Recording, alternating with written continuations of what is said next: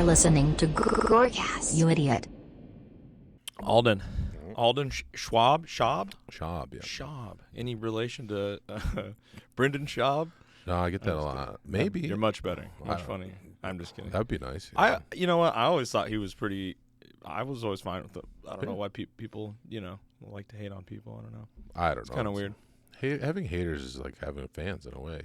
I guess. People are aware of you, I guess. Yeah.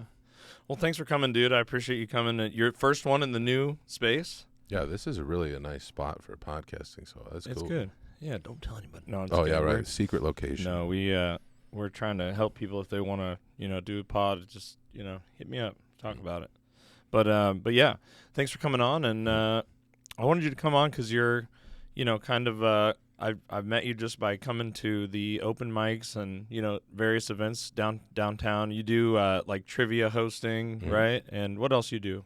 Just mics and trivia hosts. Yeah. Is there other events? Mostly the trivia I do a couple times a week, and I do that in apartments also. And really? Like house call trivia? Well, a lot of these places, they have a mandate where they have to have events for their residents. Oh yeah, I have. That's like my apartment building. Yeah, and a lot of times the leasing agents, they don't care to do it. It's an annoyance for them. Sure. They'd rather be just going home or whatever. So then I come in and I say, well, I've got this event, and it's entertaining and it's accessible to anybody, and it's not that expensive, and I'll be your entertainment instead of you guys having to do it.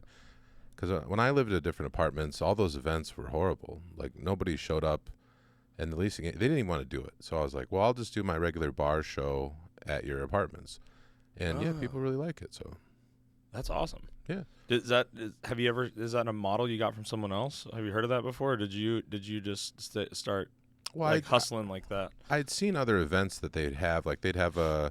It's a niche. That's smart. That's smart. Yeah, it's nice. It's nice because I don't really compete with other events. Like not everything's suitable for an apartment, and I have a pretty modular system where I can set it up pretty much anywhere, and it's a nice mixer for people. That's cool. Yeah. So I got to get you hooked up with my leasing agent person. And get you do one at the place I live. It's just down the road from here. Oh, absolutely. Yeah, That'd be awesome. I usually do them on Thursdays, and I only have a couple. Yeah, and I do it in my apartment, and they give me like a rent concession, so that's nice. That's awesome. Oh, that's cool. Yeah, it really helps out, cut down on the cost of rent. I don't have to pay tax, and then and I do a couple of open mics, and then I obviously been to the Lucky Duck a bunch of times, and then I've got the one at Axis with Zach Black. We do that one together. That one's cool. Yeah, and it's like it's fun, and then it's a nice bar. Yeah, Access bar. It's cool. Well, they're building it up still. I think people are not quite aware of it as much yet, but it's a beautiful bar, and it's right by the college and stuff, so that helps. And then writing wise, I write trivia professionally, so then I sell my questions, or I'll write custom. What? Yeah, I know that sounds really strange, but you have more. There's more of these to unlock about you, I think, because I've heard you talk about other interesting things that you do. And so let's start there with how do you come up with trivia questions? Do you just have a wealth of knowledge sitting in your head? Not really. I mean, I'm not very good at even playing trivia. But me either. Part of being a good trivia writer is that you have to write a question that's very precise, and it should be very definitive. So you want to well, it's similar to writing a joke premise. It should be a sentence. Everybody should understand it right away without a lot of explanation. Mm-hmm. And then the answer needs to be something that it has to be a specific thing. Because if there's multiple answers or there's a wide variety of possibilities, it's not good for trivia. But as far as writing it, like I'll go around during the day. An example I use is I'll go to the grocery store and I'll be looking at the peanut butter. And I'll say, okay, does the crunchy peanut butter have a blue lid or a red lid? And I'll look. And some brands, it's red and blue. And so some of it'll be smooth, it'll be red, and crunchy will be blue. But it's some of the other way around. Yeah, and then or you look at the Peter Pan one, and that one's got a yellow lid. Right. So there's too many answers. Yeah, so that's actually a bad trivia question. Where I thought it'd be like, it'd always be blue if it's crunchy or something. Right. So that one I had to throw out. Okay. That's not good. But like something about geography is good because it's very definitive. So I had one about, I gave you 6 capital cities of the Caribbean islands, and then you had to put them in order east to west. I'm just like, it was very challenging. I'm walking away from that. Well, and that was a hard one. But what's good about it is you don't have to really explain too much. Everybody knows what the Caribbean is. Everybody knows what a capital city is. and they understand East to West. Mm-hmm. Now, it's a difficult question, but it's very good for a trivia question. Okay. So how did you get into doing that? Because that's kind of a random thing.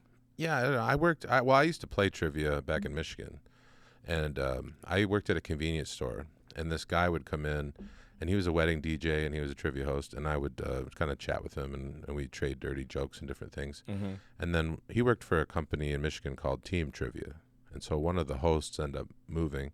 He said, well, I think you could be a trivia host. You seem to be personable. You seem to be funny enough, and we need somebody. So then I ended up taking over a show from somebody, and I really liked it. So then I was doing 4 shows a week in northern Michigan.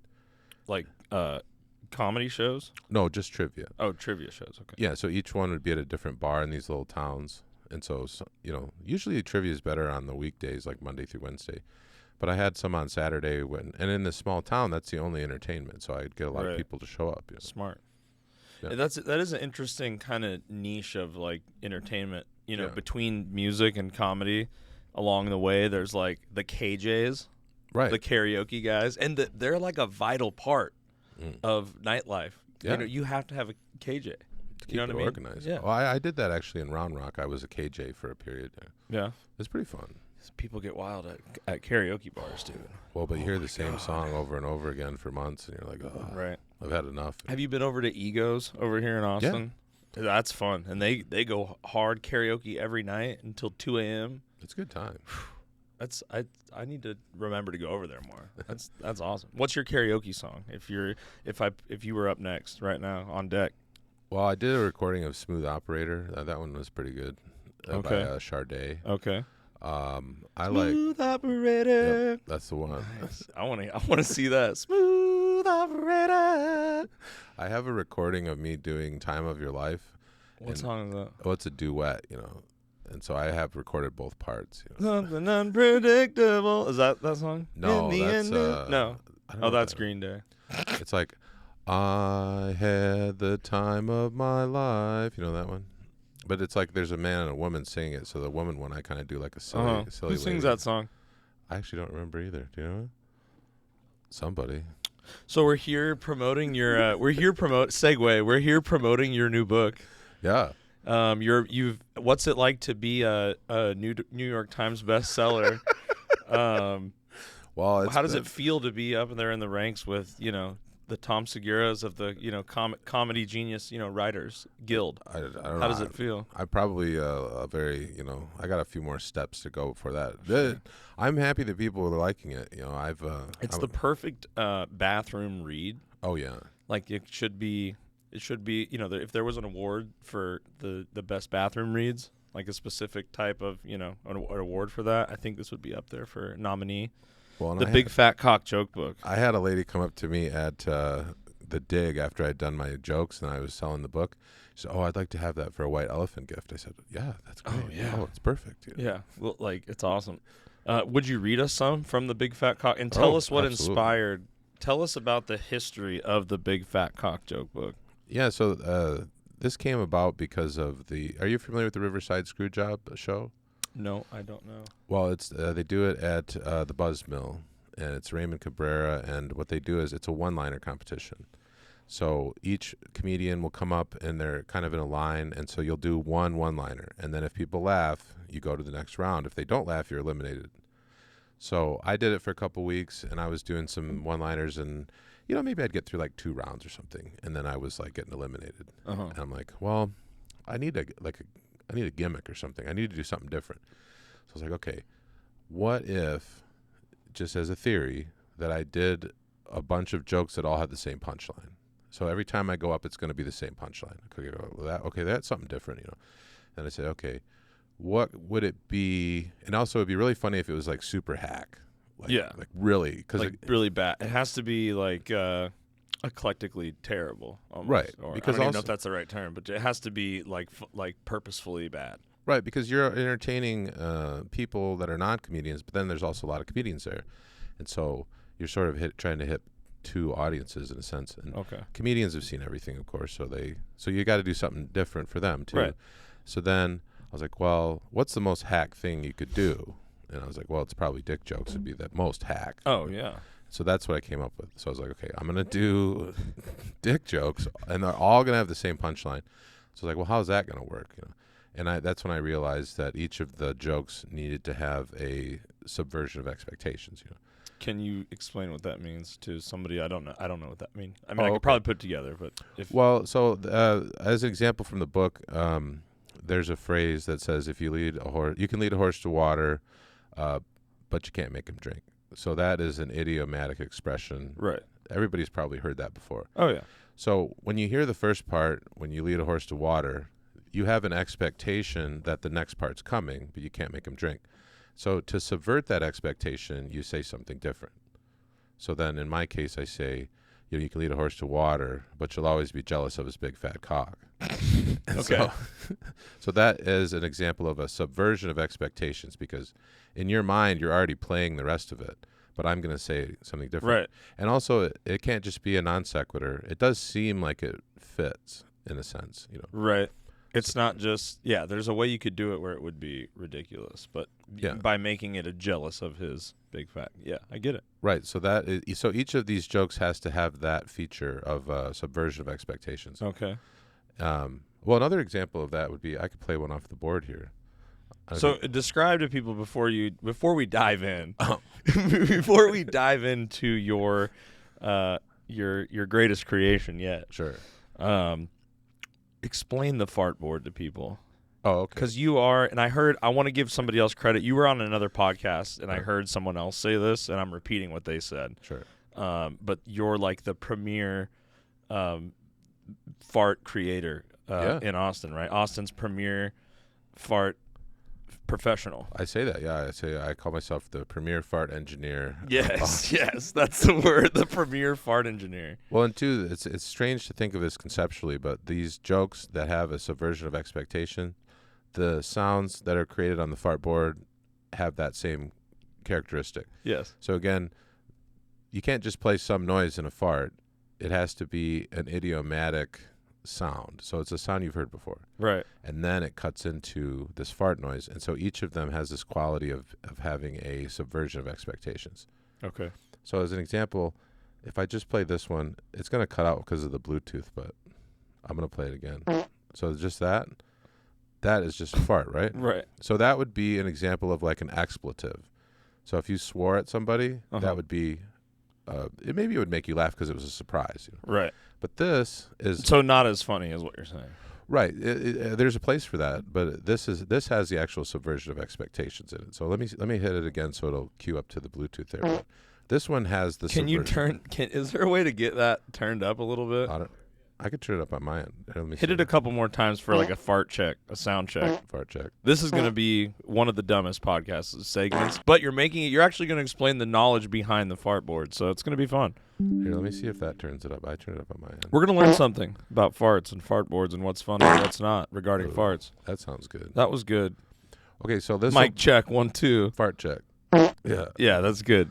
So again, So I'm sorry, go back. So it's an expletive because there's no context to the fart. Is Right. that what you're saying? so if you swore at somebody, it's an expletive. You're just being like, fuck. Right. That's something that elicits an reaction. That would be like this. Okay, but now this is a subversion of expectations. Okay, in the simplest form because it's a badumch. Right. So in your brain, you're expecting that symbol. So that's your expectation. I'm going to subvert that by playing that fart instead. Yes. That's what produces It's genius. Yeah. So a lot of them that are good have that quality to them. So what was your first one? Do you remember? The rim fart. Yeah. Like this is a good one too. Okay. This has that same quality of a subversion of expectations. Okay.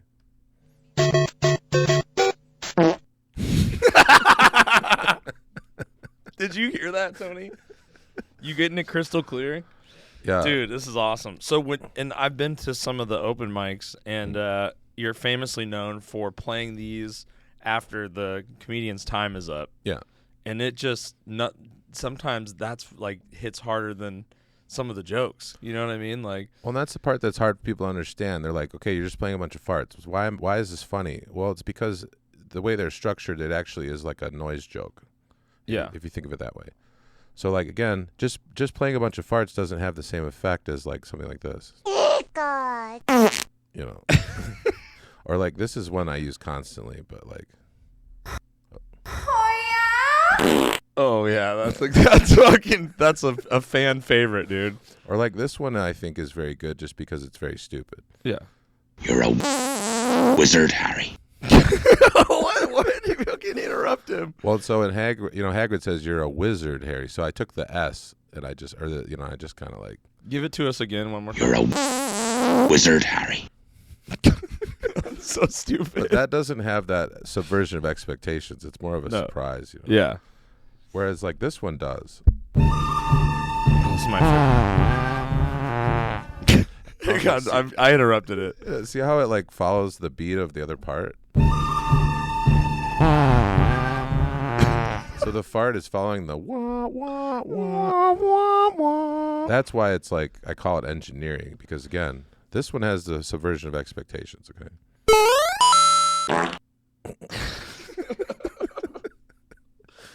How did you come up with this idea? Well, I don't know. From the one-liner thing too? Did it all happen kind of at the same time? Well, I recognize that's a structure that works. So like, because again, your mind is playing the rest of whatever it is. So like you have all this stuff in your brain all the time. Like you know what a lightsaber sounds like, right? And you know it. But if it was just some noise, like if it wouldn't work because in your brain you're like, oh, I've heard that before. Then that's familiar. So that's the idiomatic part of it. And then so I'm exploiting that structure of your brain to.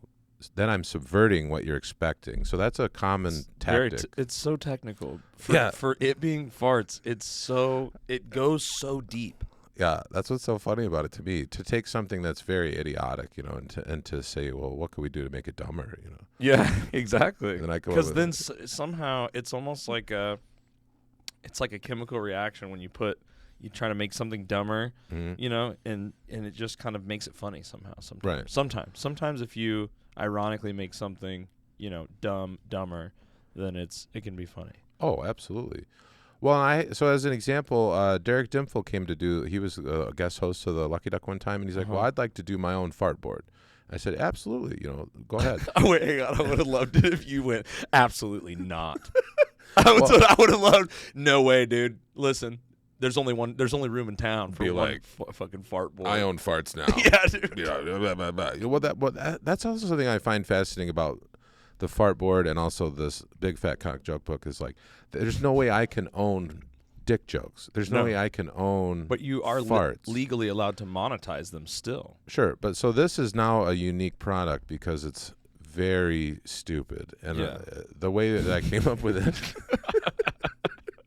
is like, if you started doing Big Fat Cock Jokes, people would be like, oh, those are Alden's jokes. Right. But at their core, they're dick jokes. Yeah. So like that part of it is unownable, but then this idea that you're just going to do a bunch of them in a row that have the same punchline, that part of it is unique. So that I like that because, you know, oftentimes as comedians, you're not allowed to copy other people. And that's just like, but the structures you can do, you know, so something that's hack initially, you shouldn't stay there because it's hack because everybody's doing that. But it's also something that works. So to start off with a base of something that's hack and then move it into something original, I think that is good. I mean, yeah. Because again, you have a base of something that works, you know. Right. And it's like your twist on it, basically. Yeah. Yeah. Well, and then so as far as this, then once I had like 80 of these jokes, you know, I was like, this is great. How many hours of writing Big Fat Cock Jokes? I want to know, what are the outtakes? What are the Big Fat Cock Jokes that just didn't cut it? That just didn't cut the mustard? Oh, man, there was one I had to change that was really bad. It was like you can't judge a book by its cover, but you can judge a woman for having too many big fat cocks or something. Yeah, it's not good. And it didn't work because you're punching down on, you know, you're slut shaming people and all that. So I changed that one to you can't judge a book by its cover, but it takes a huge book to cover my big fat cock. And so that one actually made it into the book, you know. Can we have you pick a few and read to the audience some of your poetry here? Oh yeah, this is, I guess, at the level of art. This is one I think is very good. So there's a sucker born every minute, which is great news for people with big fat cocks. And then, of course, it's paired with this lady. And so then she's got these really, like, the eyebrows, I think, are what makes this work, you know. Yeah. She's just Can like, you, like, try to hold that up? I don't she know just if you looks can like see she's that. going to Can you bite see it off, you know. That's weird. Well, and that was the other thing. What with is that? this. How did you find this, the imagery? Well, these are all created Here. by AI. Oh, really? Yeah, so I used Hot Pot AI. Okay. So I went through and I would type different things in. Like this one, I typed in, like, Lady Harry Potter. Can you see that out there? Yeah. Lady Harry Potter. And that's what it Okay. came up with. Nice. So then the joke that was, Harry Potter, more like Harry Big Fat Cock. And then, So bad. But I had hundreds of these that that was the one I thought looked the most funny. Yeah. And then I just love how playful and silly it is. And it's just like so.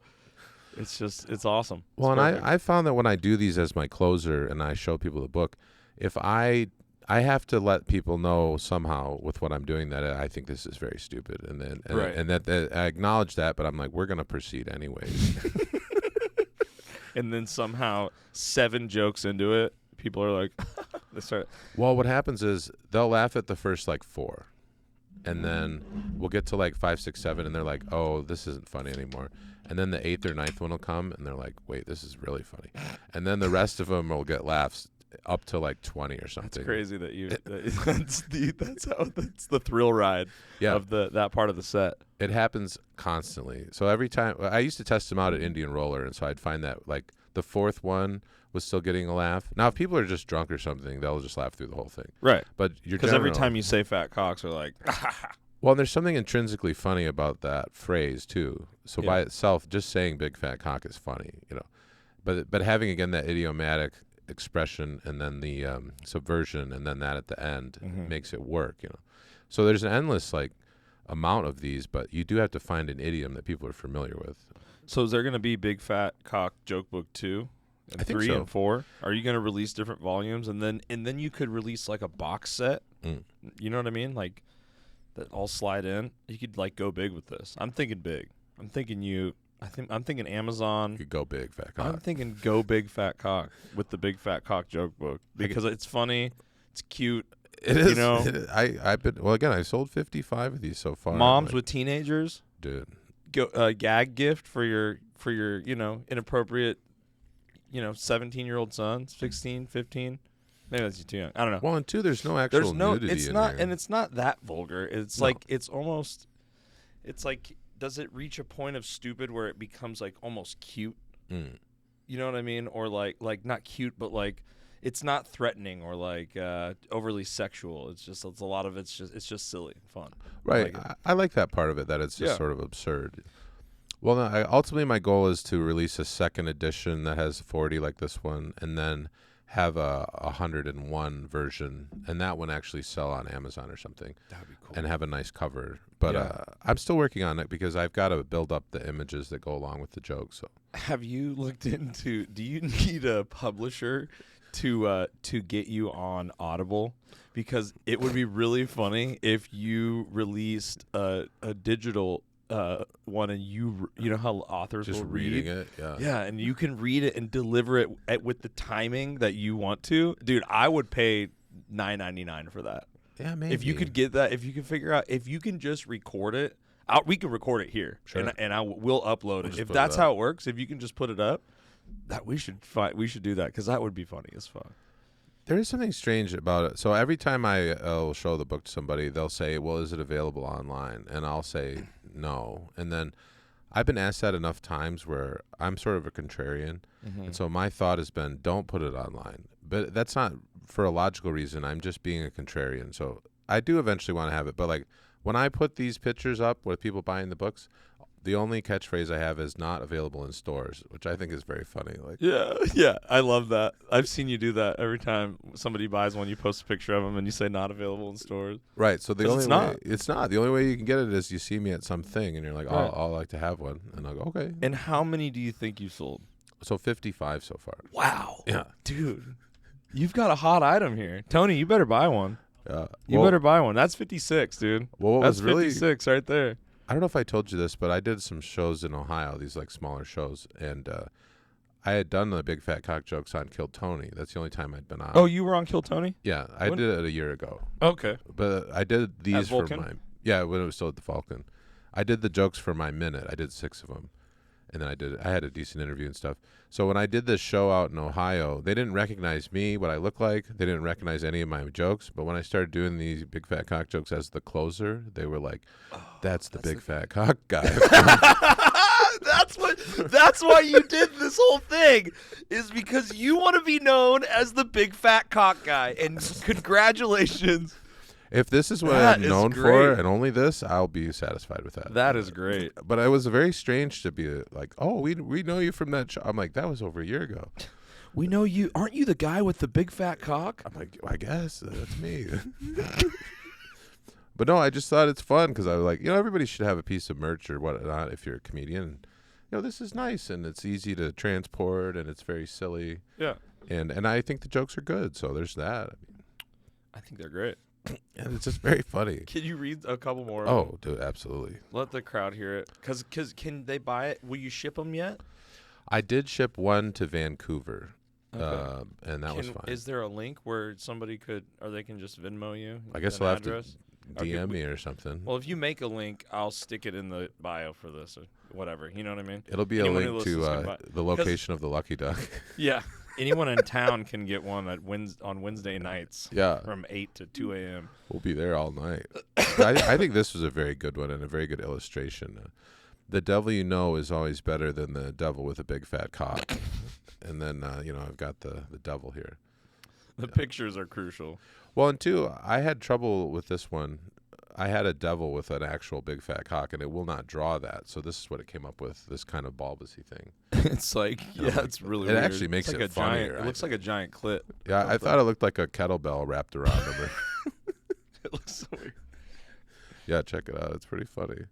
Yeah, I don't know if you can. Oh my god, it does look like a kettlebell. Mm-hmm. It looks like it looks like one of those little cinnamon candies. Yeah. You know what I mean? What are those called? Those little circular cinnamon. Oh. Can you see that? What is that called? I can't remember. No, you can't see it. It's fine. These are hilarious though. What's this one? In some Bible translations, the straw that broke the camel's back was actually a big fat cock. Classic. Well, and two, the picture, it looks like the camel's getting rammed there. And that's You have to hold it up, Oh. I think. Yeah. It doesn't So work this- from my angle. This was a complete fluke of AI, but it made the camel doing this like, So that made it like, I was like, that's the one. Don't you have a fart? I probably do. Something like that? Let me see if I've got. Well, again, the farts are not really that sexual. I have this one. That's pretty good. What is that scream? Oh, there's a meme going around of like a goat. Oh, I've seen that, yeah. Yeah. That's Yeah. what it is. Yeah. Yeah, the screaming goat. Yeah. These are so fun too. The showdown one, the doodaloo, wah, wah, that's my favorite one. Don't you have two versions of that? I thought This one. I think I only Don't you have version one? of I that thought you had one that was sharper that was like doodaloo, wah, wah, wah. Like, Well, that is at the the one end I of it. think that Mason uses to open his High Noon podcast. Okay. He has one that's similar. Nice. I think this one's very funny. This one came to me. I don't know Mason. I haven't met Mason. Oh yeah, he's around, dude. He He's works at very the Vulcan. funny. Dude, I've seen him do stand up. It's very funny. this one I think is great. Say hello to my little friend! So stupid. The machine gun fart. You're so proud of it. I am. You're so proud. Well, and I just to me it's very funny because again everybody is pretty much familiar with Scarface, and so that is Right. that is a very It's iconic. very nostalgic. It's Yeah. it invokes a lot of emotion. Yeah. Well, and not every joke needs to be in this kind of structure, but I'm really pleased that I'm able to apply that idea to these different things. So, Does it? What's the approach to? Because you've been doing a lot of couple shows in town that are clean, right? Mhm. You've been trying to work on that clean Yeah. comedy just for fun. well, You kind of have a voice for it. I feel like. Well, as weird as that sounds, like a delivery or like a voice for it. Yeah, I would say. I mean, I'm not like married to clean comedy, but I've noticed that most of my stuff's sort of on that realm, anyways. Yeah. And then, there is money to rare be nowadays. made. Well, I think it's not as popular because it's just there aren't as many shows that have clean comedy. But if you're doing a corporate show, it needs to be clean, and those are the ones that pay more. Right. So my thought was, and I'm not getting them all the time, but once in a while a corporate show will come along, and I'm booking it, and I'm saying, who do I know that can do the show with me? Because I can't do an hour by myself. Right. I can maybe do 15 of clean. And you need like 3 or 4 or 5 other people, right? Yeah. So if I'm going to book a clean show for a company and it's going to be an hour, I need 3 or 4 clean comedians. And so I was looking through the list of people that I know can do it, and it was very short. And I said, okay, I need to produce a show where I can vet people to see, who can do it. Right. And that's the whole point of the clean show. I mean, it's fun too, cool. but like I want to see who can do it. So then when I book one of these corporate shows, I've seen them do it and I know. See, that's what I love about you. You're always trying to help people out. That's Sure. really what it's rooted in. Yeah. It's rooted in you want to get people booked. Really. You want people to book you. I mean, it helps you help them. You know what I mean? Well, it does, and those shows pay more. That means I can pay the comics more, which is good. That's awesome. But I also view it as a product. Like I want to produce a comedy show for a company that's a product that they want. Right. So a trivia show is like that. This is I'm trying to be entertaining and all that, but really I have a product that I can go into a bar and I can say, after 4 weeks there'll be this That's many super people interesting here. to think about. Yeah, because like when you think of your comedy, you're thinking of it as your art. You're doing your art. But then as the business person, you have to say, well, what is my product exactly? Mm-hmm. And you're like, well, I'm a funny person. Like that's kind of nebulous. Like, Right. You've got to have, like, even when I describe my comedy to people, it's not obvious what I'm doing. Like a trivia show is more obvious. I'm gonna have people come to the show. It's gonna be a quiz. They'll be there for 2 hours. And there's a prize. Yeah, and that's what lures people into the bar. Yeah. The prize and the fun. Well, the trivia. really, I found the value proposition of trivia is that people can hang out for 2 hours, and that's a time where they normally wouldn't be able to see those people because they're so busy. Right. So they can come, not have their phones. Do something interactive and fun. Yeah, and just chat and have a beer and have dinner and have good time with the people that they like. Sure. And then the rest of the week, they don't have time. Right. But this is like, we can pencil out this 2 hours to be around our friends. Does it attract a certain type of person or crowd? Have you noticed? Like, like is it a higher IQ sport, if you will? You know what I mean? Like, is there a certain type of like, or is it more smart, well put together people, or is it a nice mix of people? Because it seems like a certain type of person maybe wants to go and like, what do you want to do tonight? Oh, there's trivia. I want to. That's not something that I personally, not to say. I mean, I don't know what my IQ is. Maybe I do have a low IQ, but there's different flavors of trivia even within that. So there's that could be a dumb question, but it's sort of a niche thing. But yeah, there's theme shows.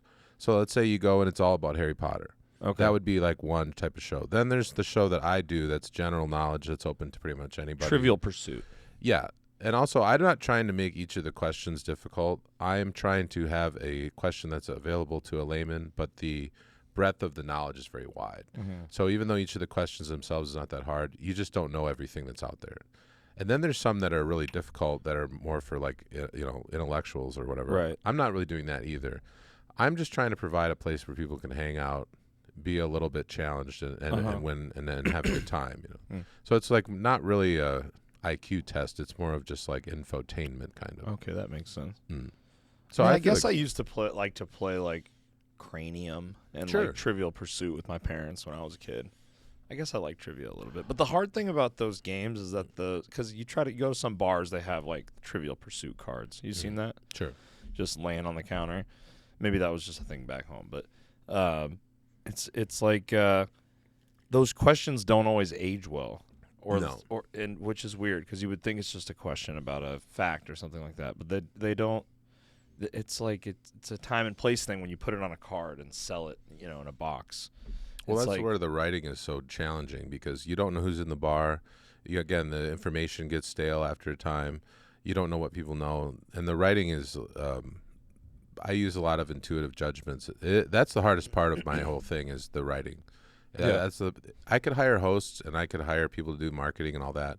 It would be challenging for me to hire a writer to do it the way I do it. It would be a lot of training. What are some question examples of ones that you like that you can remember? Well, I asked one about the Barbie movie because that's came out recently. Okay. And I said, do you know that Ken has a last name? And so then you got to guess Ken's last name. And I actually had a multiple choice because I thought it was quite Are hard. you not willing to give that up to us, right? That piece of Oh, information. also, it's Crawford, or it's Carson. Ken Carson? Ken Carson is his name. Really? Most people don't know. Wow, we're learning things about Barbie. Yeah. Well, do you know Barbie's last name? No. It's Millicent. Millicent? Yeah. So, like, that's a good one. And also, it's pertinent because the movie just came out, you know. Do you know any other weird facts about Barbie while we're on the current relevant subject of Barbie? Can you give us any other She's tidbits? got some sisters, I learned. Skipper is one of them. I can't remember the other. She had 3 different sisters over the course of it. Actual related to the gene pool. Mm-hmm. Wow. Yeah. So that's kind of Did you see the movie? I haven't seen it yet, but It's pretty funny. yeah, Tina I and I liked might it. go see it. Oh, you did? Oh, Yeah, did you like it? I thought it was pretty funny. Yeah. Oh, it was good. My boy Ryan, smoke show. That guy's a smoke show, dude. I don't want to. Come on, dude. It's like men look at other guys, dude. It's like, you know, we're like, someday, I'll be like that. I'll work up to that. I'm gonna look like that one day. You know, I want to look like that one day. Yeah. Like you're just like, dude. It was good to see a role model up there being kin for us. He's like, I'm gonna start doing keto. Yeah. I'm going to lay down on the yoga mat more and lift my hips up in the sky while I watched Breaking Bad for the 4th time through. I have been watching Breaking Bad recently. Oh, it's good. I've just been watching it through again, 2nd time. It's fucking amazing. I was thinking about something earlier in here that reminded me of Breaking Bad. I don't know. I don't remember. Well, I'm curious. You've been just starting in comedy here. What attracted to you instead of doing music? Well, I haven't even really publicly talked about it, really. I've Oh. just kind of been trying to keep it on the DL, but I have been going to mics and getting my feet wet with it. I don't know, man. I've always wanted to do it. Ever since I was a little kid, you know, I used to like the farthest back I could trace it was I used to download the Comedy Central Presents episodes from LimeWire Okay. back in the day and put them on my like iPod Nano video, you know, my iPod video, and just so I could watch them like on the bus, you know. So I would always listen to like Pablo Francisco and like the original like Nick Swardson, like really goofy, you know, silly guys. Nick Swardson's awesome. I don't know what happened to Pablo Francisco. Do you remember that guy?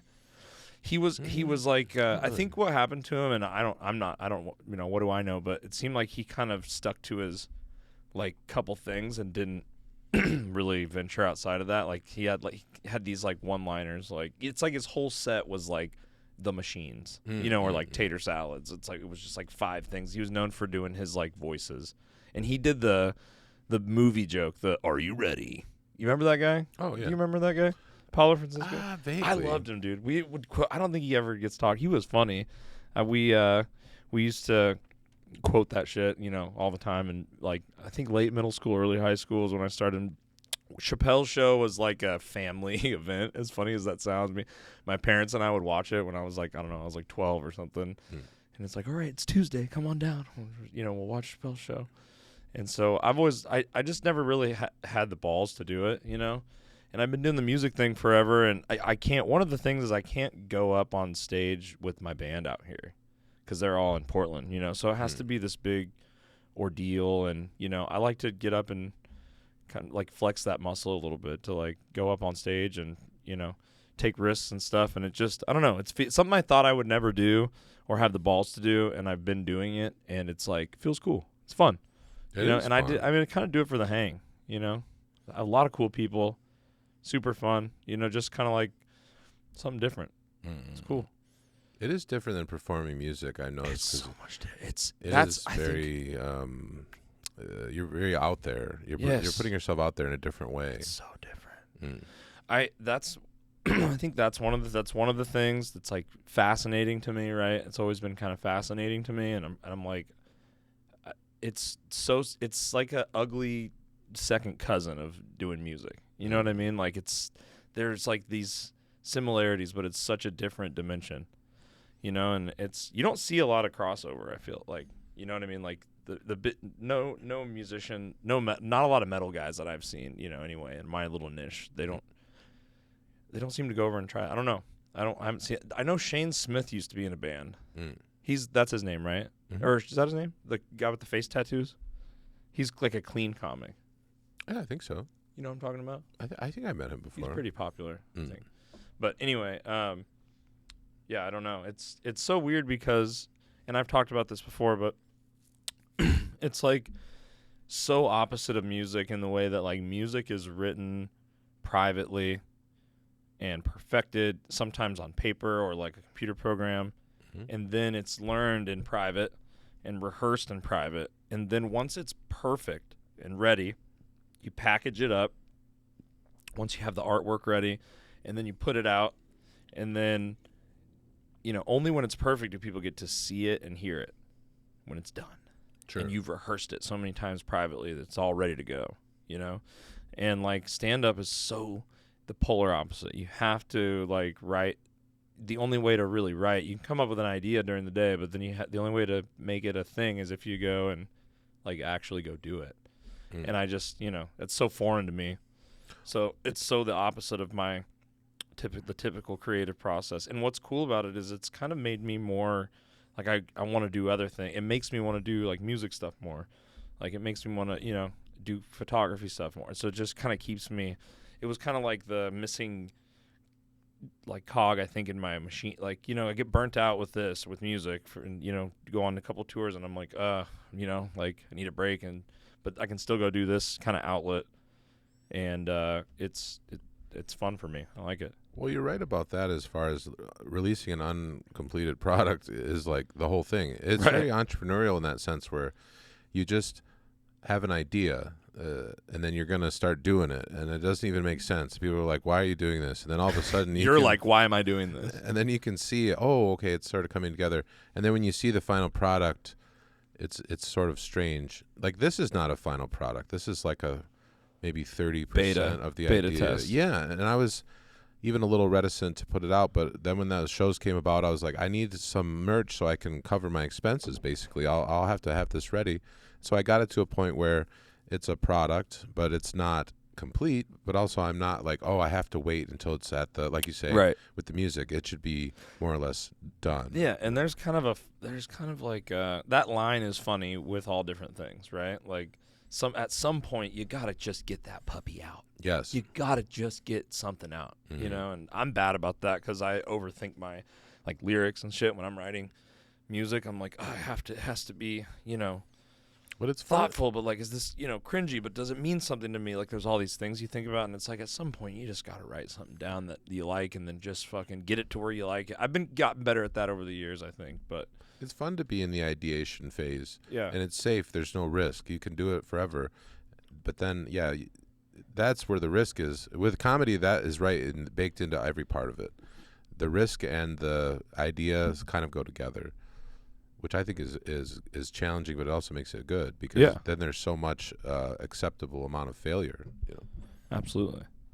Yeah, it's been fun. I think it's positively affecting it's getting to the point where it's like, I get like the physical urge to get out and do it now. That's good. Whereas the first time, I don't know if you noticed, I started coming to them in like December, when that's where I met you, and then like, it's a dark world.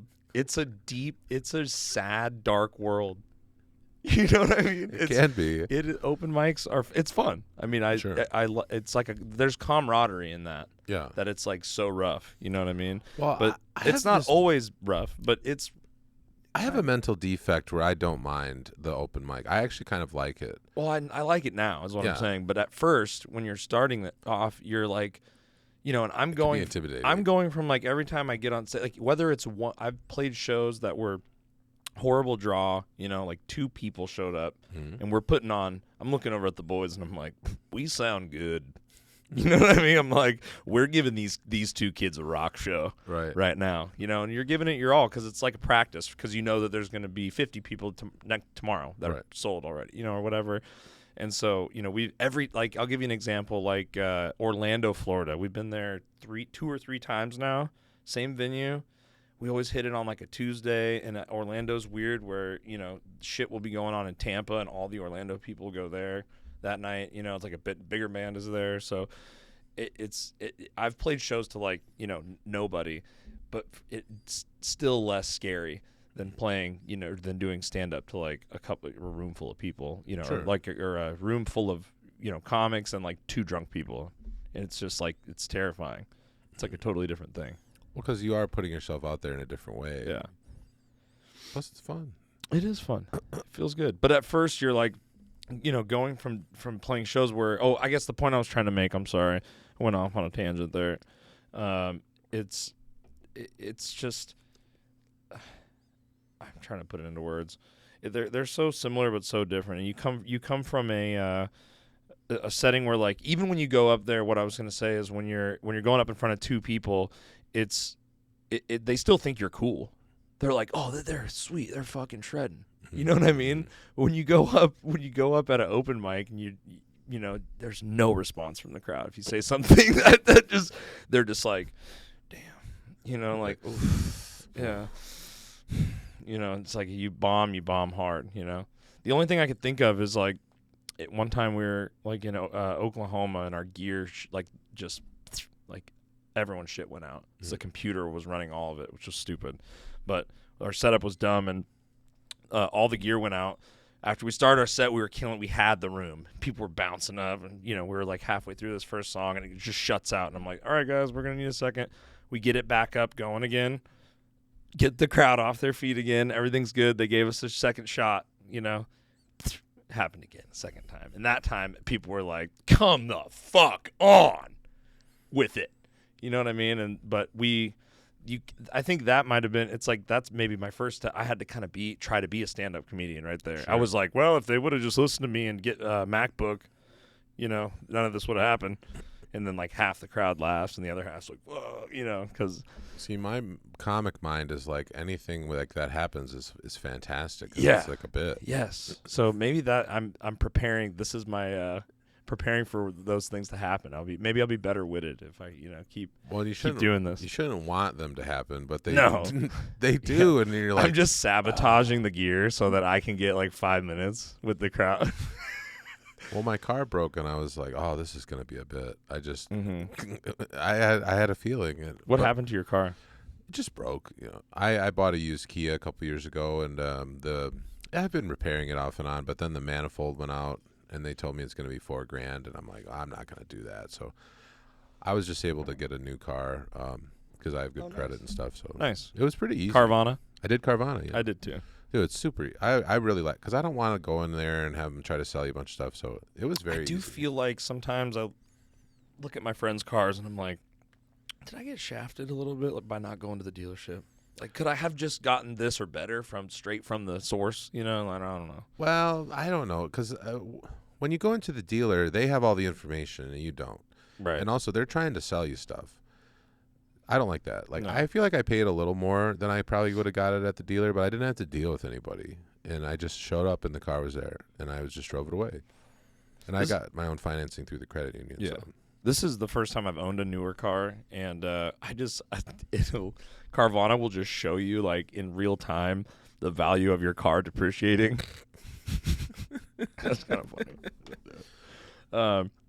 But it's like that hurts, because it's like, oh, I've had my car for a year, let's check the value, and it's like, yeah, it's worth $2,000. Well, because will they buy it back then? Is that Less why than they I've offer paid. it? Yeah. Oh, that makes sense. Yeah, because they'll buy it back, but they're like, Well, they're like, you could sell your car easily, but probably shouldn't do that. Be like, Because it's in, we have it in red font. Your car is not worth. Don't do it. But you can. But don't do it.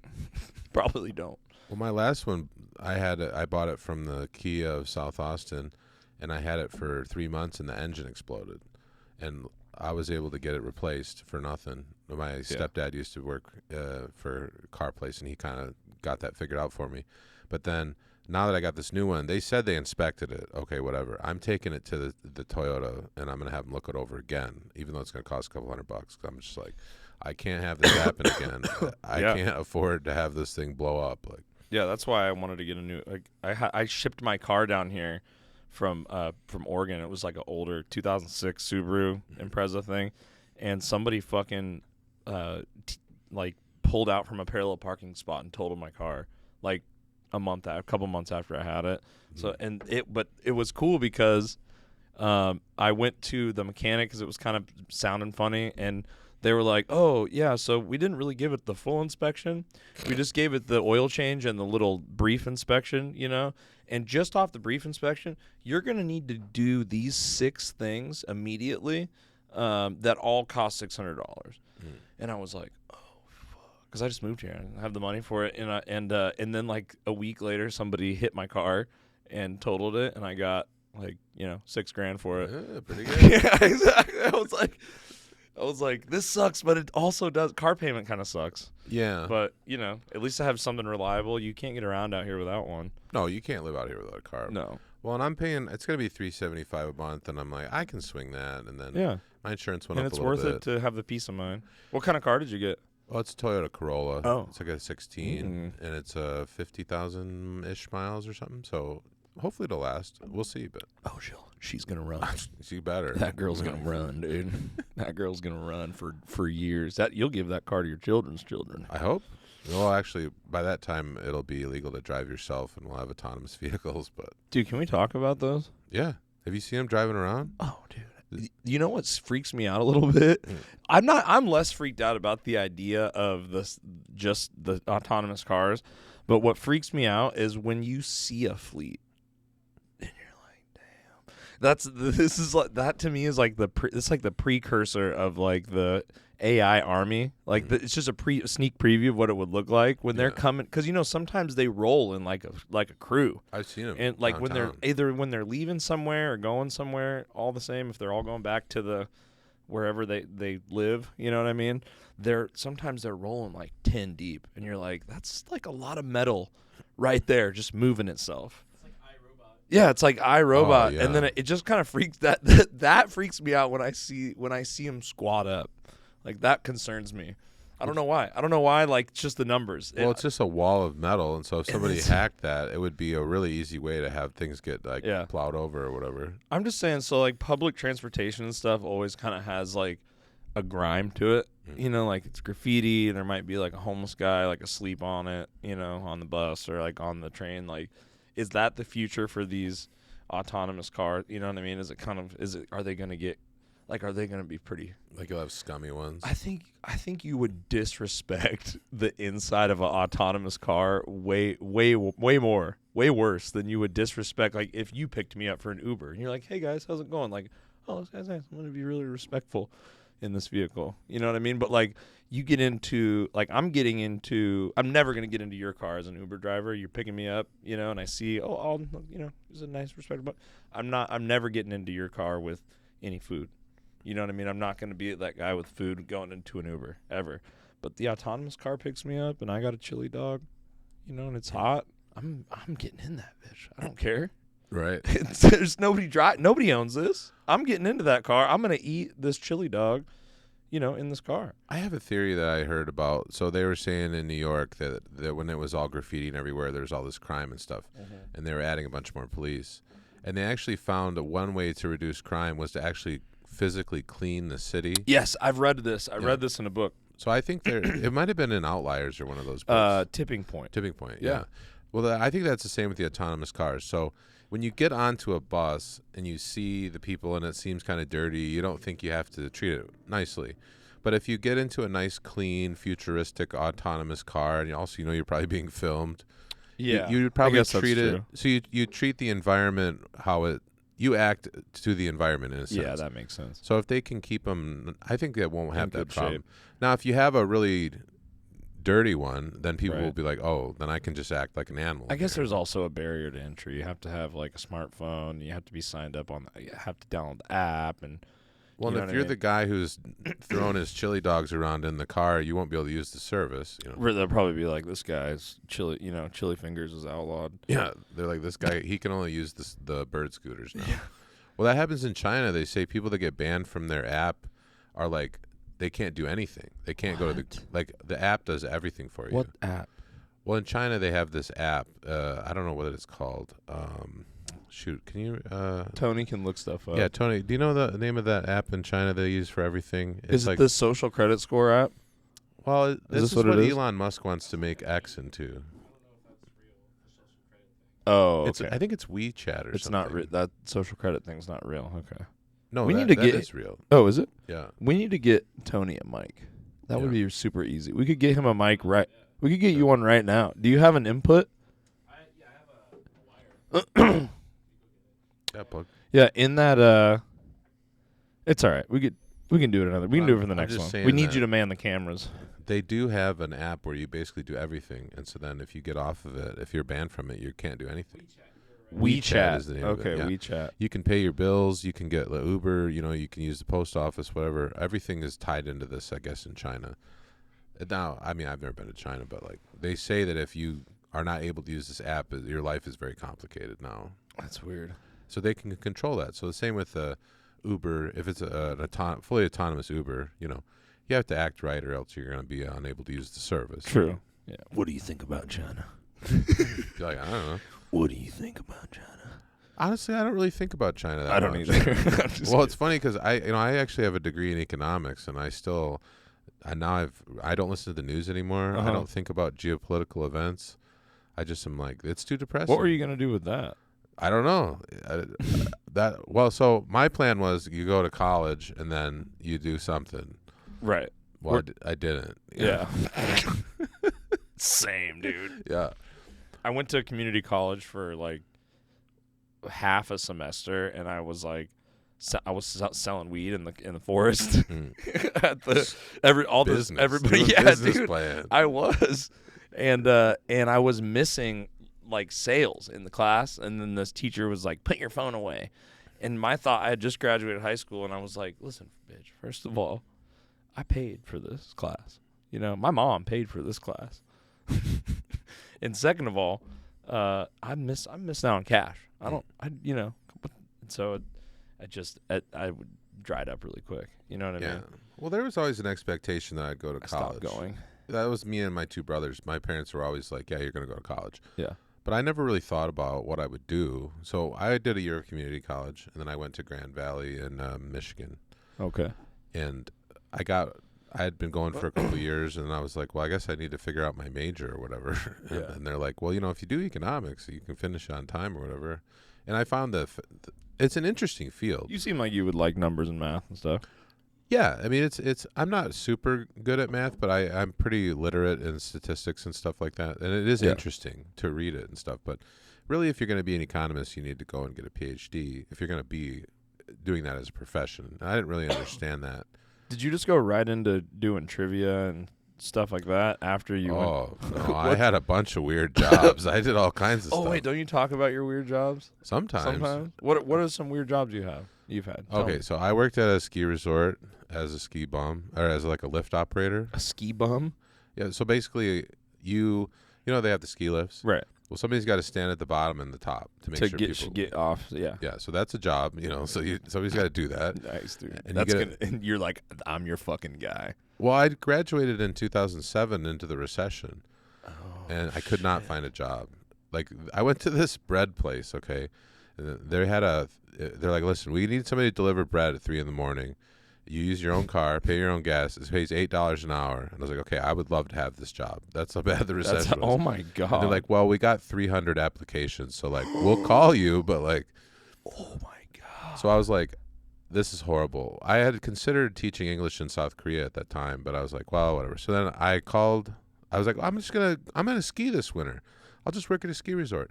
And I found one in Utah that had employee housing. So I just like drove out there. That's kind of fun. Yeah, no car insurance. My tags are expired. I'm driving out to Utah with like $300. See, that's a good experience though. Oh, it was fun. I would do it again. Yeah. I did it for 2 years, and then I worked at a nightclub. It was like a goth nightclub as a bouncer. Did you paint your face?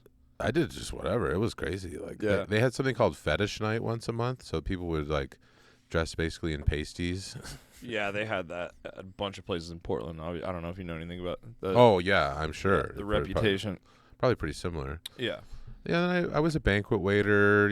I did like I worked at a production winery as a production assistant. Just all kinds of weird stuff, And then actually, when I moved here to Austin, my first job was as a pawnbroker, and I have a good bit about that. But then, so What was the weirdest shit that happened to you as a pawnbroker? Did you get any sketchy items coming through the door, and he like guns with from weird people. He's like, I'm trying to get rid of this. You know, it wasn't the guns so much because they were pretty much all of them are registered. Right. And if somebody brings in an unregistered firearm, they're getting arrested. So you can't really do that. But I had this lady who, it's hard to describe this because it's very strange, but she didn't have anything to do. And so she would bring in a mini fridge, and then we would buy it from her, like as a loan. And then she would chat with the pawnbrokers for a while, and then she would come back and get it and then pay. So she'd give me a tip for like getting it out of her van, and then we'd have it for a week, and then she'd come and get the loan back, and she'd chat with the pawnbrokers again, and then she'd do it again. She'd just keep bringing this fridge back. The same fridge? Yeah, and I said, well, this is like her socializing time. Weird. And she knew these brokers from way back. How old was this lady? She was probably in her late 50s or something.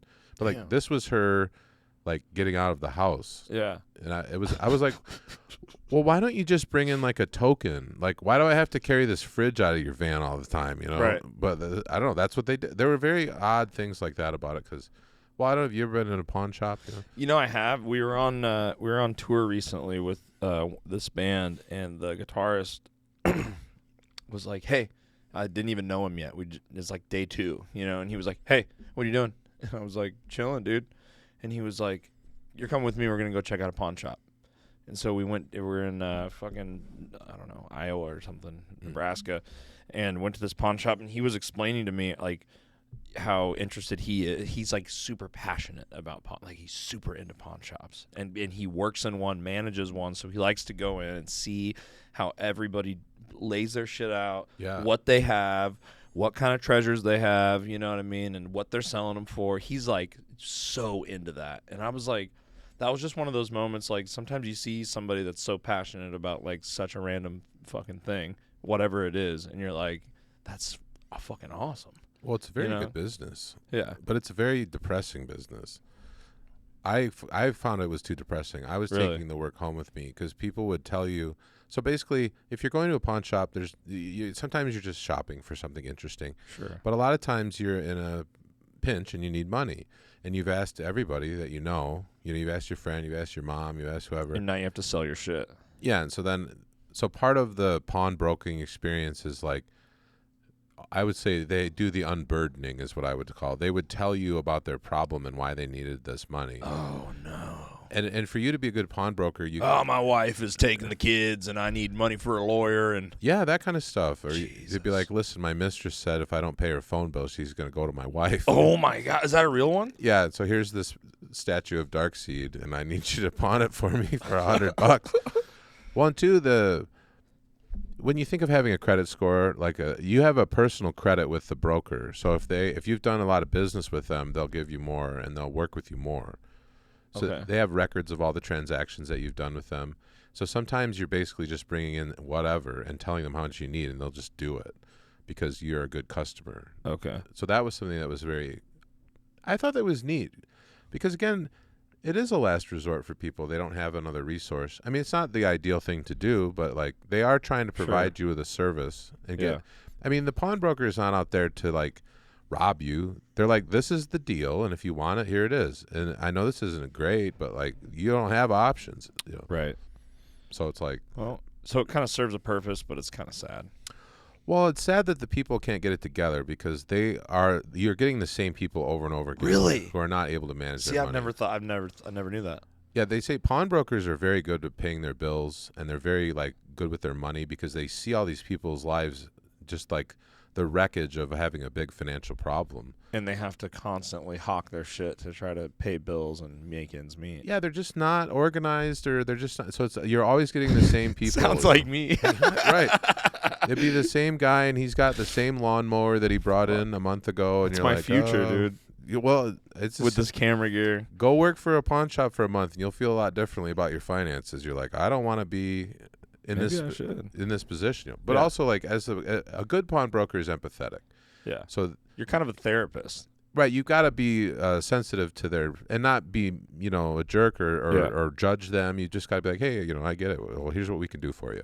What do you think about Pawn Stars? I like the show. It's pretty good. I read a book about the guy who does the Detroit pawn too. I don't know what that is. Oh, that's a good one. It's like Okay. hardcore pawn. Is So it? he has a pawn shop in Detroit, and so people will come in there. It's almost like Jerry Springer meets Pawn Stars. Detroit Pawns? Yeah. Well, people will come I'm writing in. that down. I want to watch Yeah, it. dude, it's a good one. People. Where can I watch this? You know, I don't know. It's probably they have clips on YouTube. It's got to be a TLC show. Somebody was doing a bit. I don't remember who it was, and I don't want to go too hard into anybody's bits, but about like how fucked up TLC is and how you have like if you're fucked up, you know, like they'll make a show about you. I wish I could give credit to somebody for being like, it was so funny. Well, And that was just like the most true shit. Oh yeah. Tina and I have been watching Hoarders because we've got too much stuff. Oh, fucking Hoarders, dude. Dude, it's really we were able to get rid of. Okay, I'll tell you, this is a thing that I think is very funny. But I had this crock pot that I've had forever. Me too. I just got rid of mine. Dude, it Not was long ago. very hard for me to get rid of my crock pot because it was my mom's crock pot. Same. Yeah, and so she gave it to me, and I was like, oh, this crock pot. When I was really hungry and broke, I was able to use this crock pot. So I had this emotional thing with it, and I talked to my mom about it. She's like, what crock pot? Oh. You know? I was like, okay, she doesn't care on her Right. end. Okay, fine. But I'm still. So I had gotten it as far as putting it into the back of my car. And So Goodwill it. yeah, and I Can I ask a question? Was it Yeah. the one with the flowers on it? Did yours have flowers around it, like kind of a floral pattern and like a green? I feel like a lot of people have the same one. it was a circular one, and Yeah. it had kind of like a little pattern on the front, just like one knob. Mm-hmm. I really liked it. You know, it was good. With like the ceramic insert, right? Yeah, you could pull it out, so See. you can wash it and everything. Yeah, we had like almost the same one. Yeah. And I had that motherfucker for years, man. Yeah, I must have had it for 10 years. You know? Oh, yeah. But now I've got an Instapot, and I absolutely never going to use it again. You know, So great. couldn't get rid of it. So then we watched Hoarders, and I was like, I'm using hoarder logic to keep this, basically. Wow. So it did actually give me the freedom to be like, I Yeah. do need to get rid of this, Yeah. and I was able to finally. Dude, some of those are fucked. They're hard to watch, especially when they have animals and stuff. It's like, Oh yeah, that I mean that's wrong. And the worst is when they get all snappy, they get all crabby, and they're like they have a team of like 30 people there that are like there to clean up your fucking mess. Yeah. And they're like, well, you said that, you know, and but they had just the day before they're like, my family needs me to do this and I'm gonna do this, and then it's like the next day, and they're like, what's that? What is that? What? Yeah, you can. Do you see remember the there's one- like a tension. Yeah. Do you remember the one with the lady and her husband?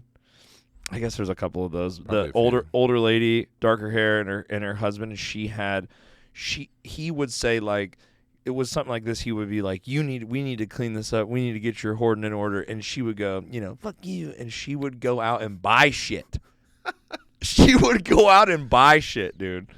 And just throw, like, imagine she's walking in and she just tosses it on one of the piles. She doesn't even know what she's buying. Like, she would do like retail vengeance. It was like to Yeah. get back at him. She would buy shit, and then she wanted to.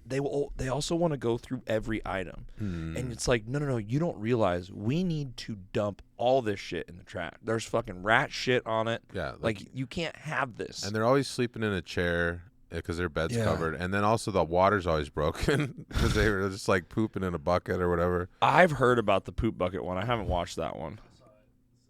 It's the one where they collect the shit. She like is a shit collector. Oh my lord, I'm a shit hoarder. Oh my god, dude. But it's strange because I didn't feel that way about my car. Like this Kia provided me a lot of service and whatever. I'm just like, oh, it's broke, get rid of it. But the crock pot, for whatever reason, I had some kind of imprinting emotion on it or whatever. Yeah. And that is strange because like, Why do some items have a sentimental value and some don't? I don't know. You would think it would be all across the board, but obviously we need to have a process where we identify something as junk at some point. Yeah. But then that malfunctions if the emotion gets in the way or something. I mean, I liked my car, you know, but I'm not sad about getting rid of it. It's ready, No. you know. I think you'll think later. Maybe. Like every once in a while, I'm like, oh, you know what I mean? Like a quick little, oh, that was a good car. That was a good car to me. You know Yeah. what I mean? But that's about the extent. A car's a car. Mm. And it's almost like maybe you resent it because of how much they cost and how much, you know what I mean? Maybe there's That could be. It's a an lot of element trouble. of resentment. Yeah, the crockpot was always just good, just a pure good. Yeah. Mm. Do you think you feel the same way about your phone that you feel about the crock pot? What about your phone in your car? Yeah, not really. I mean, So you feel we feel different about. We're getting deep now. We There- feel well- different. We feel different about like every different type of item. like I have this blanket I got in Mexico when I was like 16, Mhm. and I've always kept it, and I probably will never get rid of it. Describe it. It's just got a bunch of different colors on it. It's like I don't know. It's not rainbowy, but it's like kind of Crayola-y colors. And if somebody said, "Oh, it's time to get rid of the blanket," I'd say, "Well, I'm not going to get rid of it." No. But then the crock pot, it was just taking up space. I'm never going to use it again, even though it's still functional. What would be another good example? Like, well, I went through and got rid of a bunch of old shirts. So I was like, well, these don't suit me anymore. I mean, they still fit. Clothes are so easy for me to get rid of. I'm like, get the fuck out of here. Certain ones I want to keep, but well, I used to wear a lot more Hawaiian shirts, and now I'm kind of doing polos. So like, if it's I not like a polo, the polo vibe. dude, You'll I- show up to a mic in a pink polo. Dude, I got a pink one. I got a blue. I got so I'm gonna wear like a neon yellow one. Oh, I've got a I'm like gonna do a gold like one. a construction worker yellow. Yeah, it's like highlighter yellow. Nice. Oh, it's great. No, nobody's missing you, dude. Well, I make jokes about it. I'm like, listen, I can walk across any street, and if somebody hits me, it's their fault. True. Then you go, hey, I'm a construction worker. You know, if you want to make this ticket go away, I'm gonna need $50. And they're like, well, you don't look like a construction worker. I'm like, yeah, you gonna take a chance? I think you're drunk. Do you have some weird hobbies too, don't you? Oh Like- yeah. I think we should talk about some of those because I forget what they are, but I remember briefly speaking to you about it, and that I think it was when you were talking about joke, approaching joke writing and that kind of technical stuff.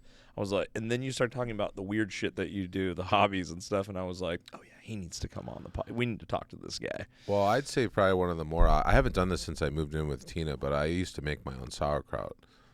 So- like for your own eating or like Yeah. for the community. No, just for myself. Yeah. Well, so I had been looking at different diets and stuff, and I had read somewhere, okay, probiotics are good for you, Yeah. and sauerkraut's got a lot of probiotics, but the ones you get in the store that are in a can, that's all been boiled out because of like for sanitation or when they pasteurize The it. probiotics. Yeah, Okay. but you can get it in a bag and it's still got that. Or you can make it. So you make fermented sauerkraut yourself. So it's really easy. You get a big mason jar. I have a food processor, so I shred up all Nice. the cabbage, and then you kind of mash it. And then as you mash it, the juice kind of comes out of it, and you add kosher salt. So I found out you have to use kosher salt because it doesn't Okay. have iodine in it, Huh. and iodine will inhibit the fermentation. Okay. So then you keep mashing it until the liquid is just a little bit above the kraut, basically, and then close it. And I have a chamber lock that you would use for brewing, Mm-hmm. and then you just set it, and you just set it. Let it ferment. Yeah, so maybe the first week it'll bubble, and then you just let it sit until it's reached a level of sourness that you So like. this was like a diet. Well, Supposed to help you shit or what? I don't know. They say probiotics are good for you, and that's all as Yeah. far as I got. So I Okay. was just like, all right, I'll start making it. Nice. It'll be fun. Yeah. And it stunk up the house. Not really. No? I thought it was going to stink a lot more. Okay. Like when I actually cook sauerkraut, it smells pretty bad. Mm-hmm. Or I should say, it has a distinct smell that my girlfriend hates. But like, Sauerkraut's one of those weird things where I was like, absolutely not. For my whole life up to a certain point, and then one day it was like I woke up and it was like absolutely. oh, Like I don't know. There was no. I didn't take any. There was no warming up period to sauerkraut for me. It was all or nothing. yeah. Well, I think maybe it's an age thing because I've been eating a lot of Brussels sprouts lately, Mhm. and I'm like, when did I discover Brussels sprouts? they're amazing. Yeah, when I was in my 20s, I wouldn't have even I thought. fucking love Brussels, dude. Well, I'll tell you a funny one. So I have a blog that I write, and I haven't done it a lot lately, but it's called A Sick Desire for Savings. And so I talk about how if you don't value your time at all, then you can do things to save money that don't really make a lot of sense. And so, because I used to go around. Wait, what? Hang on, what? Well, okay, so my brothers and I and my dad, we had this idea that, like, okay, you don't want to spend a lot of money. You want to be really cheap, frugal, So the way to do that is if you're doing the calculus of how much something costs, if you value your time at zero, then you can do things that don't make sense. But as far as the amount of money you're spending, it's lower. So it seems like you're saving money, but you're really just like Wasting time. you're wasting so much time. So I was like, this is a funny, and we all do it. I'm the one, I'm doing it less now, but like sometimes it gets me. Like I used to drive around to different stores because I knew, okay, this one's got the cheapest detergent and this one's got the, you know what I mean? So a grocery trip would take 4 hours and you saved another $1 or something. It's like you're stepping over $1 to pick up a dime type thing is what people say, I think. Yeah, and so I identified this as a thing, and I'm like, well, this is kind of funny, you know. So I wrote so that's the purpose of my blog. It's called A Sick Desire for Savings. And so one of the That's fucking things, smart, dude. You should get back on it. dude, I do. So every time something like that comes up where I'm doing this like thing, I'll write about it. Right. So one of them was making my own hummus, you know. So I decided, I was like, okay, the hummus at the store is like too expensive. $4 or $5. Yeah, For like a little tiny thing. for just a little dab of it. And Right. I'm a big guy. I want like 3 servings. So I'm not going to spend $12 on hummus or whatever. So like, okay, what would it cost for me to start making it myself? So I made a chart, you know. I'm like, okay, I got the food processors this much, and this is how much the beans are, and if I amortize it over a certain number of batches, this will be like my break-even batch, you know. So like, You're fucking Walter White with with garbanzos. yeah, I had a graph, you know, and okay, so 12 batches would be where I was getting it cheaper. So Then you I have to make all this hummus. Yeah, but also I don't know how to do it, you know. So then I started making it, and the first ones were pretty bad because like, I didn't know, you know. There's a learning curve. Absolutely, but now I can make it in a couple minutes. Well, it takes a little bit of time to make the beans because I get dry beans, you know. Okay. So I do Good that in the Instant Pot, you know. But now I make a really good hummus, and people are like, "Why do you do that?" You're like, because to save money Right. on hummus. I eat a lot of hummus. Be like, right. So the motivation wasn't even that, oh, yeah, I really am like an artisanal guy and I want this. I'm like, no, this is too much. You know, I need to get. What's another one? Dude, so the sauerkraut one, oh, my cell phone. Oh, my. I'll say, I have an ordeal with my cell phone. Okay, so like, God. so my girlfriend went to Verizon, I think, and she bought a cell phone. It was like $1,000. And I was like, oh, this is. On payments. Yeah, so you pay like $100 a month or something. And I'm like, well, that's insane. $1,000 for a phone? I can get one for a lot less than that. I'll just get a little older phone. So I got one off of Amazon, okay? So it was $150. I used an Amazon gift card I had got from my mom for Christmas for part of it. I got another Amazon gift card from my credit union from doing something. So I didn't actually pay any money for the phone. I just used all these Amazon gift cards that I had accumulated, you know? Okay, so then I got the phone for nothing, which I still have, by the way. So right now we're at expert level cheapness right now. Yeah. But then what happens is, so then I'm writing in there, well, why doesn't everybody do this? Because it's so easy. Well, I took the SIM card out of my old phone, and I put it in the new phone, and it didn't work. No, I was like, no, sir. So then I call up Straight Talk, who I had at the time, because, again, they're the cheapest. And I had to wait on, forever. So this is a project. Like, this is like a sick, fun project for you. But it like became it's a hobby. It became a multi-week where I did not have a phone. Yeah. Oh, my God. Well, they said, listen, you got to go to Walmart. You got to get a new SIM card from us, and we'll get it. So I go in there. They don't have it. I got to get it mailed to me. But it's like $1. That's what they charge for it. I'm like, okay, whatever. So You're like, cheap? I'm like, all right, I can do that, Get it. It still doesn't work. So, like, I didn't have a phone for, like, 2 weeks. So I'm like, why doesn't everybody do this, Where's Alden? He's off the grid. No, he's just trying to save a few bucks. Yeah, he can only call you on Wi-Fi, It's like, so finally I got it to work by going to another phone company and stuff. So, again, my desire to not spend... Or I shouldn't say that, not even the not spending. My desire to not spend and not do what the reasonable person is doing leads me astray on these things. And so is this that what I'm trying to understand is this like a fun game for you, or is this just like the way you are? Like, is this an issue, or is this like a fun game? It's a neuroses. Like, so see, because I thought you were like, I have time on my hands, so just for fun, let's see what it'd be like to, not really. try to save the most money on a phone. Like, it seems like a YouTube video. Like, I tried to save the most money on a phone. Here's what I. Maybe you should do YouTube videos for it, but it's like, but you're saying that it's like a psychosis, right? And so that's where I think it's funny, because I do recognize that it's a thing that I'm doing that's like abnormal, but I also think it's really funny. So like. Because, like, again, people ask me, well, what's with the coins? What's with the coin picking up stuff? Oh, yeah. Explain that to people. Because Right. I remember you talked about that. Oh, okay. So it's like somewhere between a neuroses and a joke, you know. Uh-huh. So, like, I read this book. It was about cultivating luck, you know. Because they say in comedy, if you want to be a success, you've got to work hard. You've got to, network and be easy to work with and stuff. And also, you got to be very lucky, you know. Yeah. So my thought was, well, how could you become more lucky? You know. So I read this book, How to Become More Lucky, and there's actually a part in there where it really does work. It talks about, it's not like crystals or something. Like they say to be more lucky, you got to have a wide social circle. You've got to be optimistic about the future. You know, when bad things happen, you don't really ruminate on it, and you're also willing to take risks and different things. It's weird that there's a book about how to be more lucky. No, it's a really good book. I really like it. But What's it called? Oh, it's called The Luck Factor, and it's by I think it's Richard Wiseman. He used to be a magician, and then he became a psychologist. But Okay, anyway, sorry. But so anyways, in the book, they do this experiment with people, and they go, okay, I think they had 100 people or something, and they say, which of you self-identifies as a lucky person, and which of you identifies as an unlucky person? And they sorted them up into two groups, okay? And then they said, okay. And they sent them out one at a time. They're like, well, the next part of this experiment is in this other building. So, you'll have to walk over there. And so they had a $100 bill on the ground. And the self-identified lucky people, to a man, picked it up.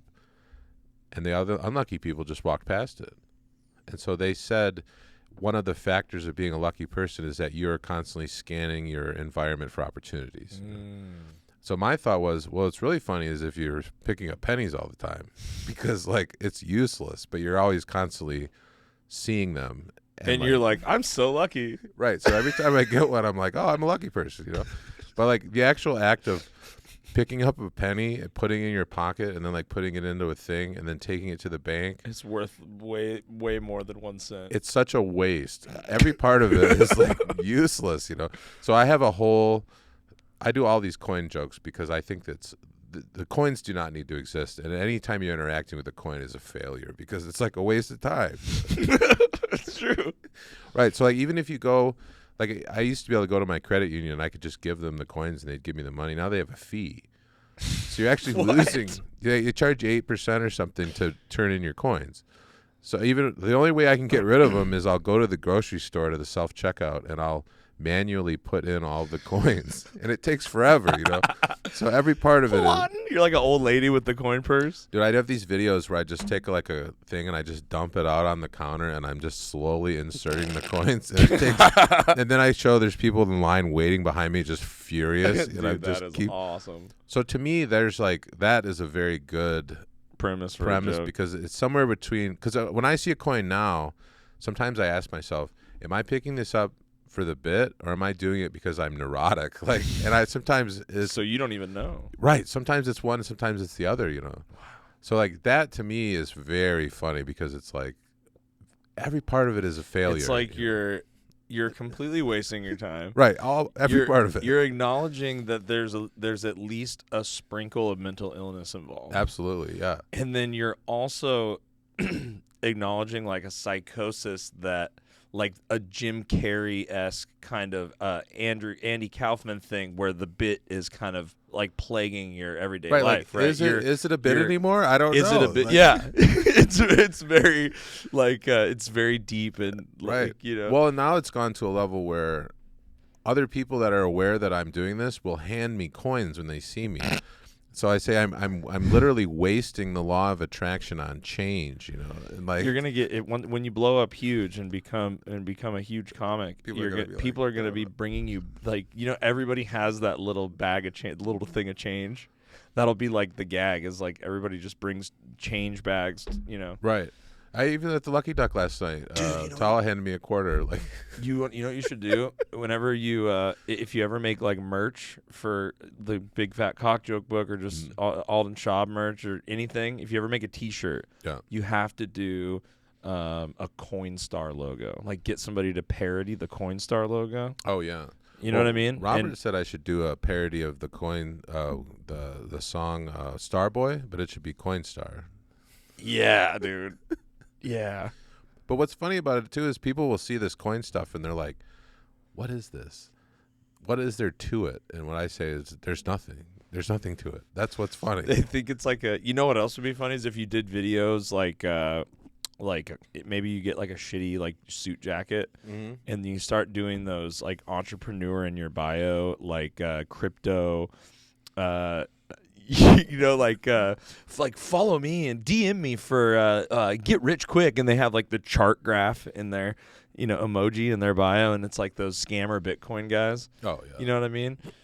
But you're doing it like, you know, what should you be doing? Investing in your time, picking up pennies, picking up coins. The most Think about how many coins you walk by every day. Think about how we could build your wealth, you know, and just start using buzzwords. The real stable coin is the one in your coffee can, you know. Like. Yeah, exactly. Well, even when I got my new car there, I was speaking to the person. They're like, "Oh yeah, we're gonna give you this token," and I was like, "Oh, it's like a coin." So I have a video now where I'm picking up a penny off the ground, and I look over, and there's a Carvana token. I got that token too. I remember it comes on your keychain or whatever. Yeah. So I put it in the machine. Oh, I got a new car. Like, oh my god. But to me, that's very funny because like it revolves around failure. Like you say, mental illness is in there, and but when you actually ask, what is the point of it, or what are you trying to get across? Nothing. There is nothing there. That to me is the best, because if people start getting hooked and looking for meaning in it, that's where I've got them, because there is nothing. Yeah. That's what makes it very funny to me. Like, it's deep. Yeah. I don't know. I just think it's great. Well, even the butter joke that I do is like that. They're like, I'm weaving this tale, and there's all this information that seems like it's pertinent, and then when you get to the end, it's just a very bad pun, and you're like, I have wasted your time. I have invested so much time in this man talking about butter. Yeah, they're like, oh, okay, something's gonna I happen. don't think I've heard that one. Oh, you never heard the butter joke? I haven't Oh, heard it's the butter really joke. good. You don't have to do it. Yeah, I'll send you the video. It's okay. Good. But no, I get to the end, and they're just like, I've been had. What do you think is the best way to like approach joke writing? Because to me, it seems like one of those things where it's like a messy room that I don't know where to start cleaning up. Sure. Right. I have all these thoughts and stuff, and like anytime I think of something that's like, that's a funny thought to me, or that's a funny perspective on that thing, I put it in my phone, and then like I see all these people on their phone writing stuff at the open mics, and I see people writing stuff down in a notepad, and I started bringing a notepad, and like I don't know what I'm supposed to do with this. Like I don't know, what am I supposed to put in this? Am I supposed to put what I'm gonna say right now coming out of my phone? Am I supposed to write new ideas? One time I did something I've never done before in all my time, which is stupid. I should do this every day. I went on like a walk and by myself left my phone at home and just brought a notepad and just sat in a park and wrote some shit down. And I was like, oh, that was cool. But like, how are you supposed, I know there's no rule book, but like, you know, I'm trying to figure out through talking to people like you, like what are some ways that people, you know, write stuff down so maybe I can figure out my own way. You know what I mean? Well, I would say that the main thing, and this is easier said than done sometimes, but when you're going about your day and something makes you laugh, you should write that down, whatever it is. Like I had one in my car, and I'm driving, and now I'd use this as a bit, but I was like trying to tell my girlfriend that I did a kettlebell workout, and it felt good to get a little exercise. And as I was typing it in, after I got past the word little, it autocorrected to Little Caesars. And like, so like I literally was like, how often are you typing Little Caesars? Right, you know, but because one of my big fat cock jokes is about Little Caesars too. You know, I don't even eat there anymore. You know, I'm off the Caesars. Yeah, right. I'm off the crazy bread. So like when that happened, I was just like dying in my car, and I literally pulled over, and I was like, okay, Little Caesars, that's great. And so like, because wait, what was the sentence? Well, it goes, I was trying to get a little exercise, but the phone corrected it to Little Caesars. I was trying to get a Little Caesars. So, like, there is a great, it's hard to explain why that's like, it'd be hard to write that incident out. That was like an incident. So, like, that kind of writing happens because of something that happened. When that happens, write that down, because it's not going to happen again. You know what I mean? But actually to sit down and do writing is not that process. So when you write, not to interrupt, but when you write that down, you might just write in your phone real quick and go Little Caesars, because you'll remember the Little Caesars event. I'll put Little Caesar. I'll put Little Exercise Little Caesars, because that's the little is the essential part. Right. There. I need to have that. Yeah. Yeah, and then I'll. So now I'll. What? So I've added that into a longer joke I have about dieting. So I have a bunch of jokes about doing the keto diet. I have some about losing weight, and then I have this one about doing a kettlebell workout. Okay. So once I had little exercise, I was like, what little exercise am I doing? At the time, I was doing a kettlebell workout. So now I have I lost weight doing the keto, kettlebells, and then I have this one about donating plasma that are all part of a bit. Okay. But those all came apart separately. Like the one I wrote before that, the opener of that is, I'll say, I lost 75 pounds. People are like, and I'll be like, not true. So that was a joke by itself that now is bolted into that. Okay. Interesting. So, but when you physically write that stuff out, are you writing out what you're going to say word for word, or are you just writing footnotes on what you want to get across, and then you're going to go up on an open mic and try it out and figure out how you're going to say it, or you know what I mean? How does it become a word for word thing? Because I'm wondering, it seems like the way that I'm doing it now, there's a lot of improvisations. And then the dick shedding joke that I had, that's probably my closer, but it's the only joke that I have that I feel like I know what I want to say and how I want to say it, and I do some act out thing, and then but that was kind of just crafted from the idea and then doing it a bunch of times. Yeah. Well, imagine you're going to tell a story. You something happened. Okay, you got in your car accident, the guy T-boned you. Okay. Right. So you tell the story to somebody, and they're like, okay, whatever. Then you tell the story 3, 4, 5 more times. By the time you get to that 10th person, the story's pretty tight, and you kind of know the beats. True. And you're gonna. So it's similar to that, but you're just talking to a group of people, and then at some point you recognize that it's a good story or a bad story. So in your life, if you tell 10 people a story and none of them like it, you'll probably never tell it again. Right. But if they really like it, this is, tell them the time about you got T-boned or whatever. Mm-hmm. That's a bit now. You know what I mean? Right. Okay, that makes sense. But you got to do that. That does kind of happen in real life. Everybody kind of has. Most people have a story. It's the same process. Or tell us. I never thought about that, actually. Yeah, tell them about the time. How did we meet? Right. It's funnier when you tell it. Oh yeah, you tell the story. It's better when you tell it. Yeah. Because you've told it 50 times. So by the time you told it for the 50th time, you pretty much have it down. Mm-hmm. You maybe will embellish, or maybe you're in a different mood or whatever. But you've kind of got it set. Yeah. So you're doing that with a group, But then I think there are certain things you can do to give it a boost in the beginning, because you never know if it's going to be funny or not. But my personal feeling is there should be some element of failure in the story, and then for my personal taste, that's your approach. Yes, I think there should be some failure in there, because that's what to me is funny. So again with the selling guns bit that I have, the failure is that it's so easy to sell guns, or whatever. So or that you're expecting some really bizarre thing to happen, but it's just a very mundane interaction. Okay. So for me, it's got to have that failure component, and it's got to be mundane. I like that, but that isn't everybody's style. But for me, if it starts off really boring and then you can get them, it's funnier. Yeah. So some people will start off with something that's bizarre, and then they try to get a laugh off that. That's harder. Or start with a very dark topic, and then when you get a laugh, it actually makes the laugh bigger because there's more tension. Right. So my thinking is the tension that I'm trying to build is the boredom, in a sense. I want to talk about a thing that's so boring. Like picking up coins. Right. So that when you look at picking up coins, you think there's nothing funny about this. I'm like, good. Because I want them to be there's, okay, even baffling that you're bringing it up even.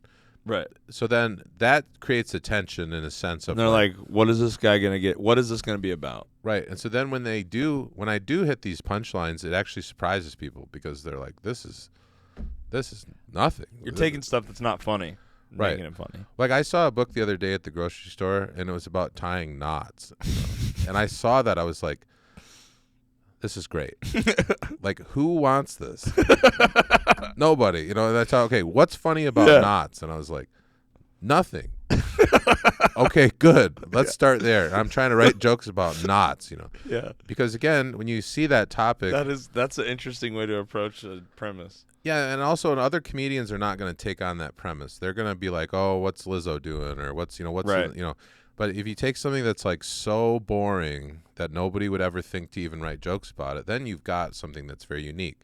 Now, that doesn't always mean it's going to actually make it into something that's funny. Like maybe there is nothing funny about knots. Yeah. Okay, well then I have to get rid of that. But like I like that as the base, but that's a stylistic choice. Yeah. I want something that isn't interesting on purpose, because then when I do make them laugh, I feel like it makes the laughs bigger. That's awesome. That's a formula. That's a unique Yeah. formula. So again, like when I do my wet quarter joke, I'm picking up a urine-soaked quarter off the ground of a In-N-Out burger. That's a lot of failure. So that's a dark place to start. yeah, You know? yeah, right. So that's like And that's just again because you can't not pick the coin up right. for a multitude of reasons. Right. For the mental illness, for the bit, so you can have something to talk about. There's so many reasons that you must pick up. Right. Is it like an OCD hoardery kind of thing where you must pick that quarter up? I've just sort of like cued myself to do it. So every time I walk by one, I'm like, okay, I'm just gonna pick it up, you know. Ooh, take a lucky penny. Well, like the way the way that the wet quarter joke goes is like, you know, I'm in the bathroom at In-N-Out Burger, you know, and I'm gonna get my doubles, right? And I look, and underneath the urinal, there's a wet quarter, you know. And I'm like, oh, I almost didn't pick it up, you know. But like, so I do, and then I'm like, oh, good thing I did.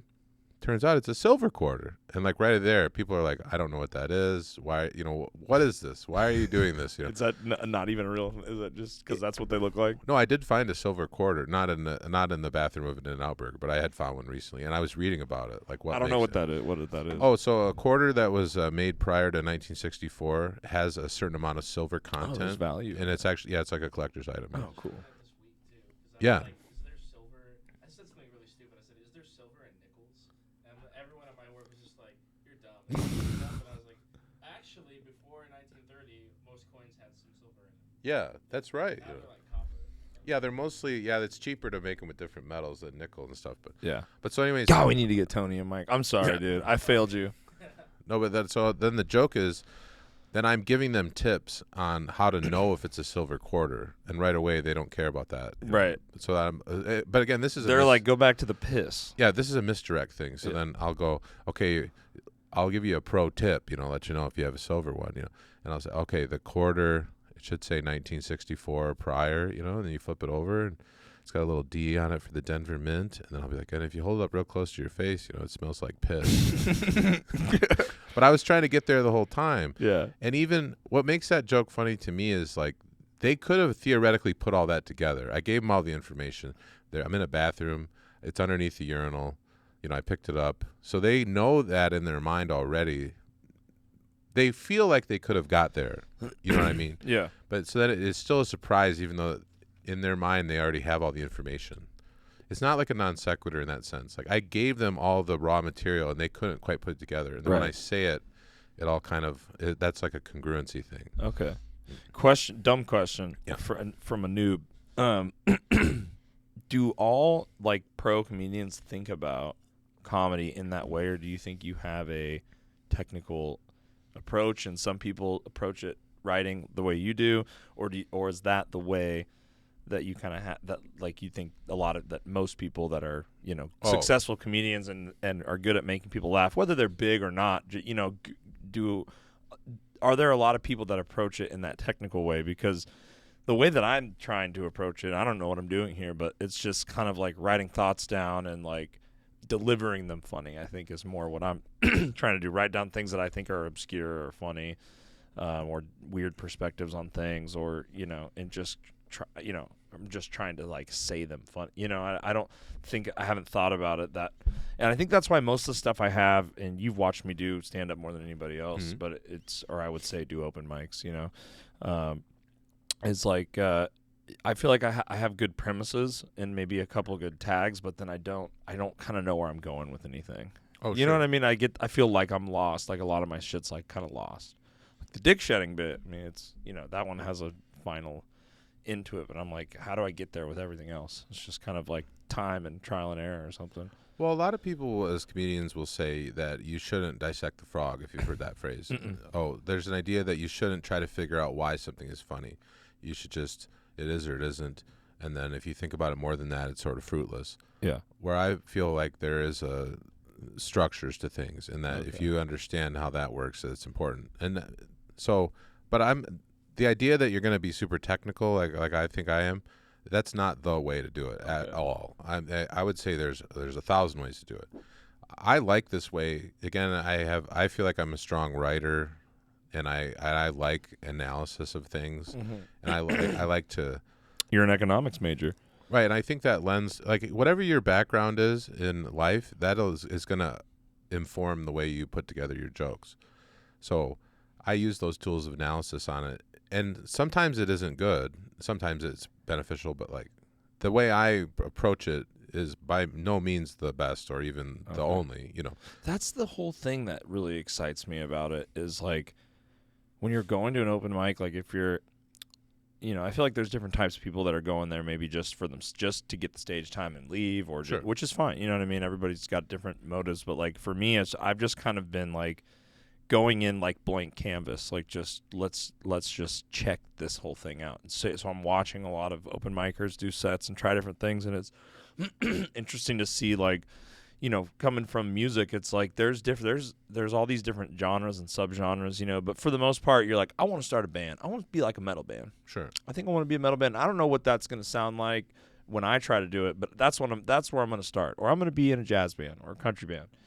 But you have to figure out like what the fuck you even are with comedy. You know what I mean? Like you have to I don't want to say like every person's their own genre. No, but it is. You know, but it is kind of that, and there's different types of jokes, maybe, right? Well, but there's so different in the way types that there's maybe I'm trying to draw lines between things that you shouldn't try to draw lines between, like music and comedy. You should keep those together because there is a lot of musical elements of comedy. It almost seems rhythmic things and like melodic the jokes are like the chords. Yeah, you know, but like the premises and the personality is kind of like the genre, right? And each person's approach to that is different. Yeah. You know, I don't know. Well, I'm just talking out of my ass here. But when you identify a structure, you should try to make a use of it. Like there's a thing where you contradict yourself. That's funny. Yeah. So if you can find a way to contradict yourself. So like as an example, I use, hey guys, I just lost 75 pounds. And they're like, oh, I'm like, not true. So like I just contradicted myself. Right. I'd be like, dude, I'm not gay. I'm like, well, I'm gay. Like that is you immediately contradict yourself. That's something we don't like to do as humans. So if you do it, it's funny. So that's like a structure that you could apply to your material, or like, you know, you have the triple, you know, the rule of the threes. I'm sure you've heard that part. I don't know anything, man. I'm so new. I don't. Well, they say you should do things. That's why you're here. You're here to teach me. Yeah. Well, you say you should do things in threes. That's a common structure of comedy. So like, you'll have a triple where you say two things and then you say the other one that sort of matches and it doesn't. But then there's just the idea of putting things in the pattern of three. So like, example I would say is, you know, hey, I am trying to take the weight loss seriously. You know, I got a trainer. You know, I got the meals coming in from HelloFresh, and I've already lost $700. So like that's a misdirect, right? Yeah, and that's a 3. But the idea is that I'm trying to lose weight, so I'm using the word lose in a different way.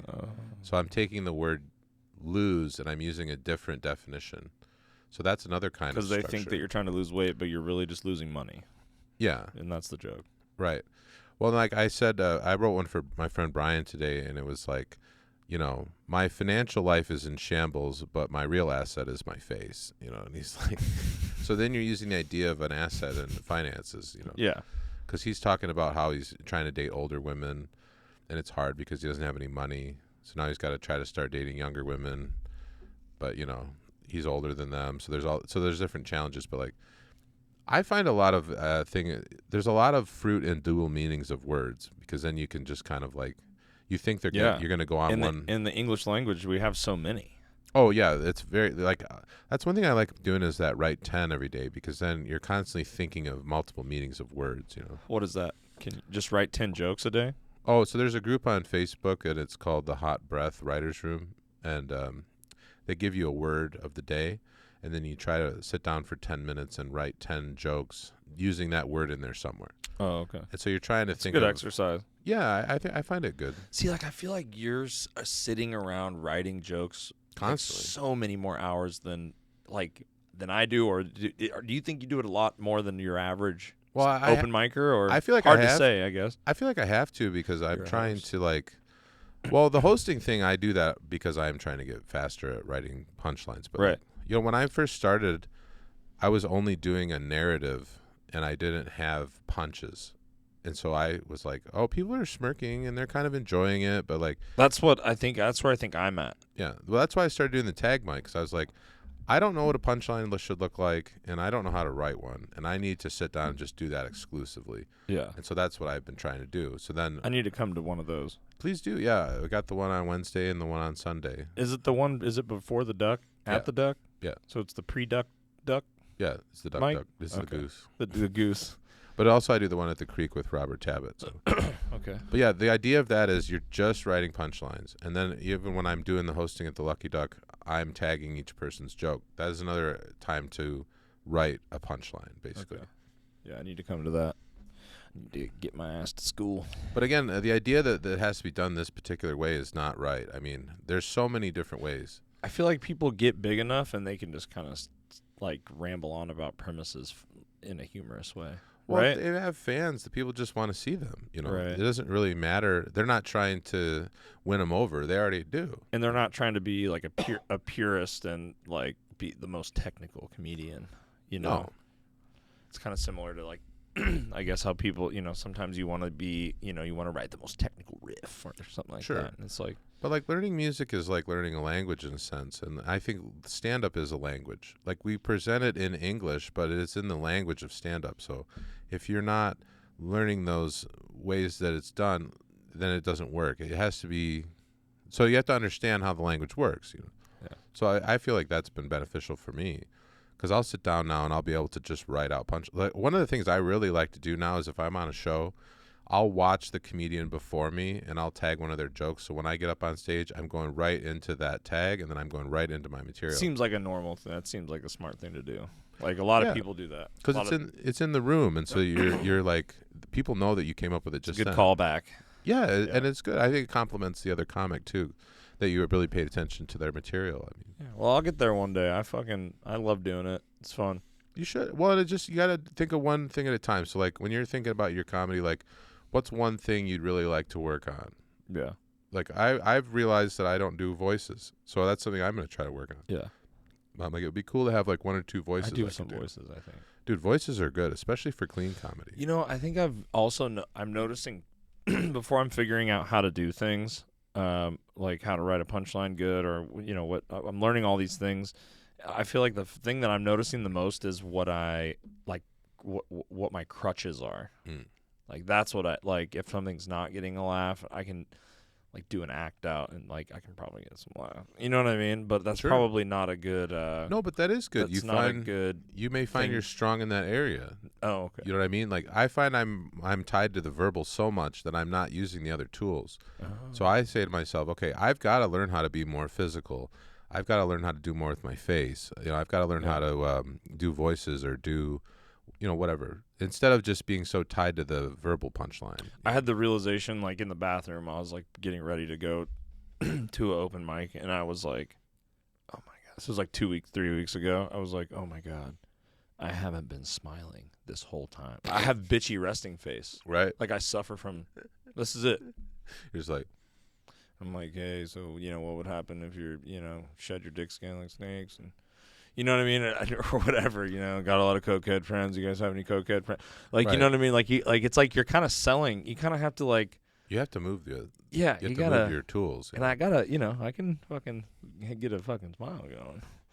Yeah. But it's just I had to like consciously, okay, fuck, I need to smile. I haven't been smiling for 6 months doing this, and then I did it that night. I made an effort to smile, and like people just liked me more when I went Yeah. up there, and I was like, hey, and it's like, I don't know. It's Well, just if I something did- I'm not used to. If I did these big fat cock jokes with just a deadpan, straight up expression, they wouldn't be as funny as when I, in some way, am indicating to the audience physically that this is stupid. Right. What I'm doing is dumb, and I know. So if I don't do that, it doesn't let people in on the joke in a sense, Mm-hmm. and it's not as funny. But if I like, I got this twinkle in my eye, like we're doing something stupid, Yeah. and they're like, "Oh, okay." I'm on board. It's hard to quantify what it is exactly, but like I know when I'm in that mode where I'm being like a goofball, and then it does add something. Yeah. It allows people to laugh more, I think, because they're like, "Oh, we don't have to take this seriously. This is actually really stupid." And I'm Right. like, yes, good. It is. Yes. That's what we're trying to tap into. Now you get it. Now Good. you're in the chi. Now you're in the zone. Well, it's like the dumb watching zone. Adam Sandler or something. There's nothing of substance. He's trying to just be a goof. Yeah. And let's just laugh for laughter's sake. Yeah, and that's like the fart board. I think we should. How long have we been going, Tony? Almost 2 hours on the first pod in the new stew. Alden, my man. Nailed it. And with a person that's you're important to me because you're like you're the first in a scary new world for me, a dark, scary, sad world full of all different kinds of interesting folks. Sure. Who we love very much. But you were kind of like you're like the North Star for me. You're the one guy I knew there. You and Yonder. Yonder was the one I did a podcast with Yonder, and he told me to just fucking go do it and go to the Duck. And so the next week I was like, damn it, I'm gonna go. And I went and I kept going, and you're always there to kind of help and you're just kind of sitting there trying to help people, and you're always looking out for everybody. So I'm glad you came on here. That was one of the reasons I wanted to have you on. Well, in comedy, be the first one in the new stew. Dude, it is, and I think this is a really nice spot for doing podcast stuff. Yep, we're doing. I'm probably spilling the beans, but we're gonna do Michael Ridley's pod. He's got a couple episodes he's gonna drop, and he's just such a funny guy. I'm blessed to know that guy. He's hilarious. Well, and comedy is hard enough without having to get in people's way or to be mean or to be unpleasant. Like, people are going to have to figure it out for themselves, and it isn't my job to make it harder or easier. It's just I want them to feel welcome, and the Lucky Duck and other things I'm doing is sort of like a utility. I feel like it should be available to whoever wants to do it, and like I listened to an interview with Jeff Foxworthy, and he said that like he wants to be a good steward of comedy. Like it's a nice thing that we have, and we should make it, try to treat it good. And so I do think about that sometimes. That's how I feel too. And before I had the balls to do it, I went and was like taking pictures of. I still will take pictures of people and like just do it for free for fun. I do it for work all the time, and it's fun to go out and got me into some comedy shows, and got me to meet some folks, and then I started doing it as well. And it's just being around the people and helping however you can. That was my MO, trying to get into it that way. And people are like, yeah, do it. And with the metal thing, I don't know, Tony, maybe I'm wrong here, but it seems like it's kind of a gate-kept thing sometimes. The metal thing can be very like, I don't know, like, you're not heavy enough, or your metal's not fast enough, dude, or like, Oh, you'll run into that in or comedy or as just well. like, and especially in local metal scenes, it's just fighting over crumbs. It's like people are, I don't know, maybe it's different now than when I was doing stuff back home, but it's just like there was always somebody trying to hold other people down or use people to get to a certain place. I'm sure that exists within the comedy thing too, but it's like it's like everybody's just trying to work out their fucking material and learn, and it's a kind of a good community. I like it. I think it's a great community we have here. Well, everybody complains happy about to be a part of it. Dude, everybody complains about gatekeeping and stuff when they don't get the opportunity that they were expecting, whatever. But you have to, in this, and I think it's true of music and comedy, you have to make the opportunities for yourself. Sometimes the thing's not going to come along the way you expect, but like if you're continuing to put yourself out there and you're continuing to contribute to the community, I do feel that opportunities will come your way.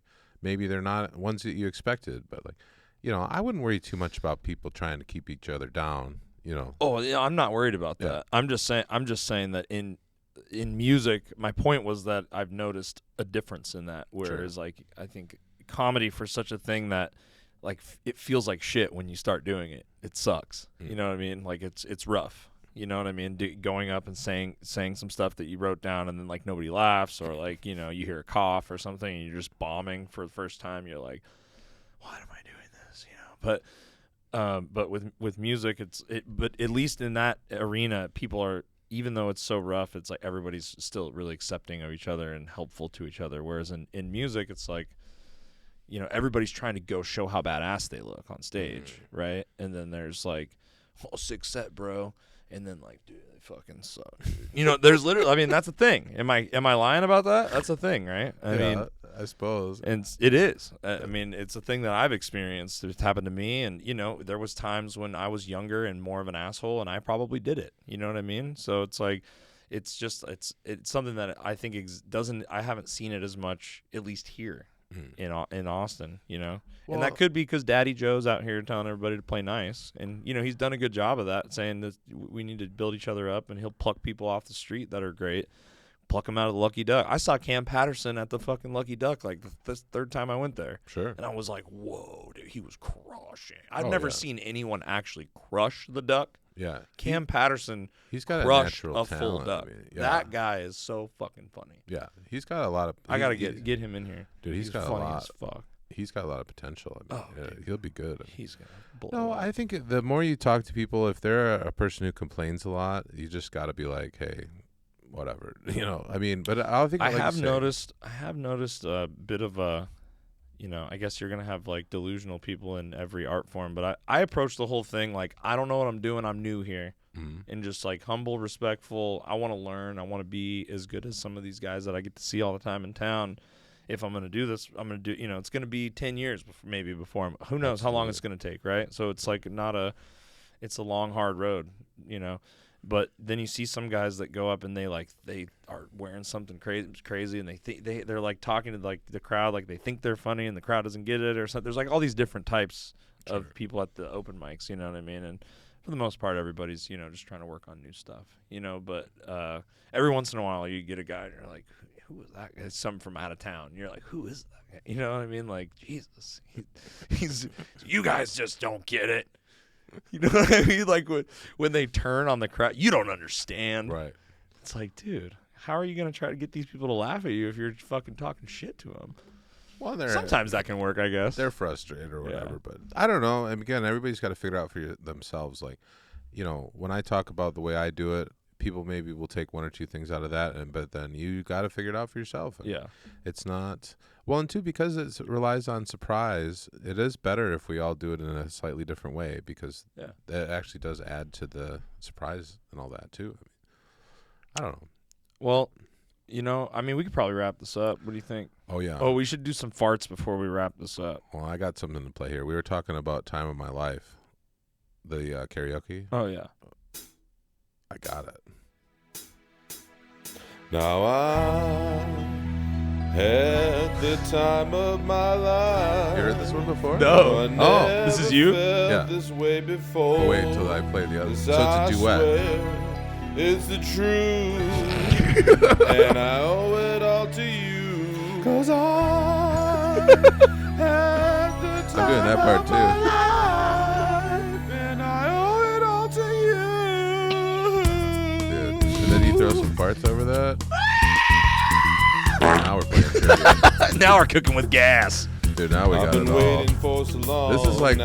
Wait, so is this a recording, a board recording of you doing the karaoke, or did you record this in a studio setting? Oh, I recorded it on my phone. Oh, okay. So I just put it over Audacity, and then I just did it like that. Now the passion is rise. There's no way we can disguise it secretly. That's what makes it fun, But again, this is a product. Like part of the reason my trivia shows are so popular is because I play 100% more farts than the next leading trivia company, and they're like Austin's premier fart engineer. Yeah, but they're like, well, why do you do it? I'm like, exactly, and I never explain it, and there isn't a reason, and that's what frustrates people. And they walk out of there going, "He's so majestic. This guy, look at him, So funny.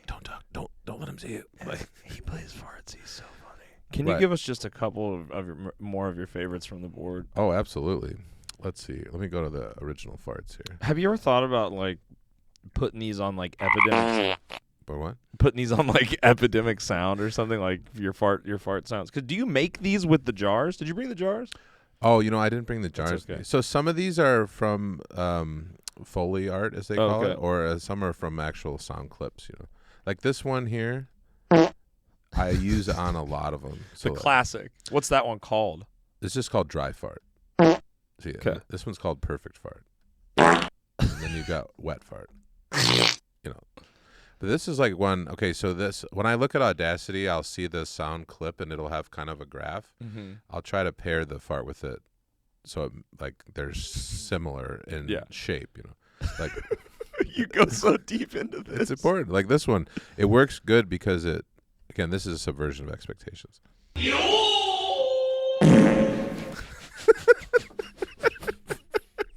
Jesus Christ. So again, that one's a very good one because I love watching people like patrons of the Lucky Duck open mic that don't know, like they're, college kids have never been there or tourists, and they fucking get hit with a fart and they're not ready for it. And I've seen people spit their drinks out at the Lucky Duck because they weren't ready for the fart. Like a pretty girl spit her drink out at that one. I'm pretty sure. Well, and two, my girlfriend, she's not really enamored with the farting, but No. but she recognizes that these are funny because of the way they're structured. Yeah. I'm trying to think of another. Because of the technicality, the work that's been put in. Dude, this is hours proof and that you hours. could put hours into anything and it will become a piece of art.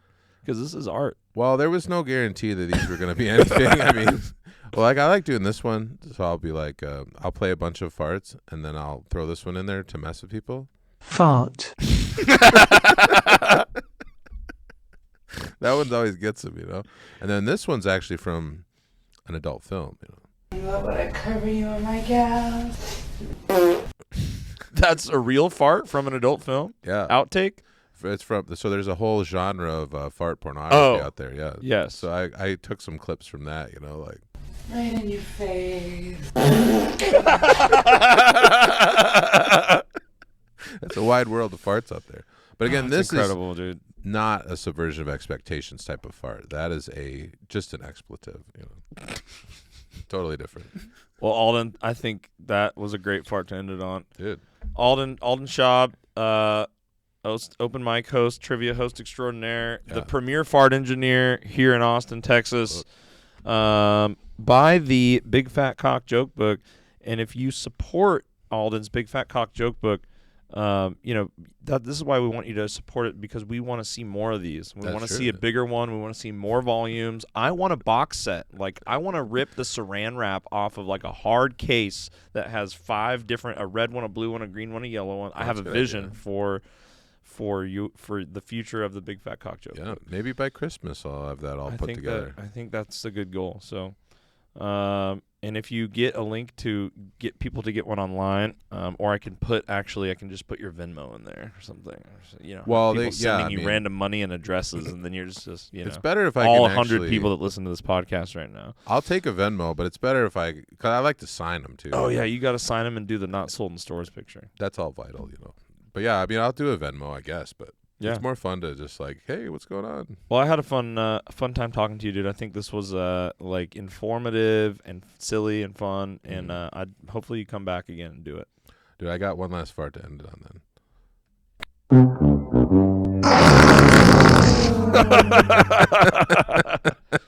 All right, cue the music. We should get the actual music in this, and you can just hit it at the end, like be like, kick it, boom. All right, Alden, you're the man. Thank you. Thank you for having me. Yep.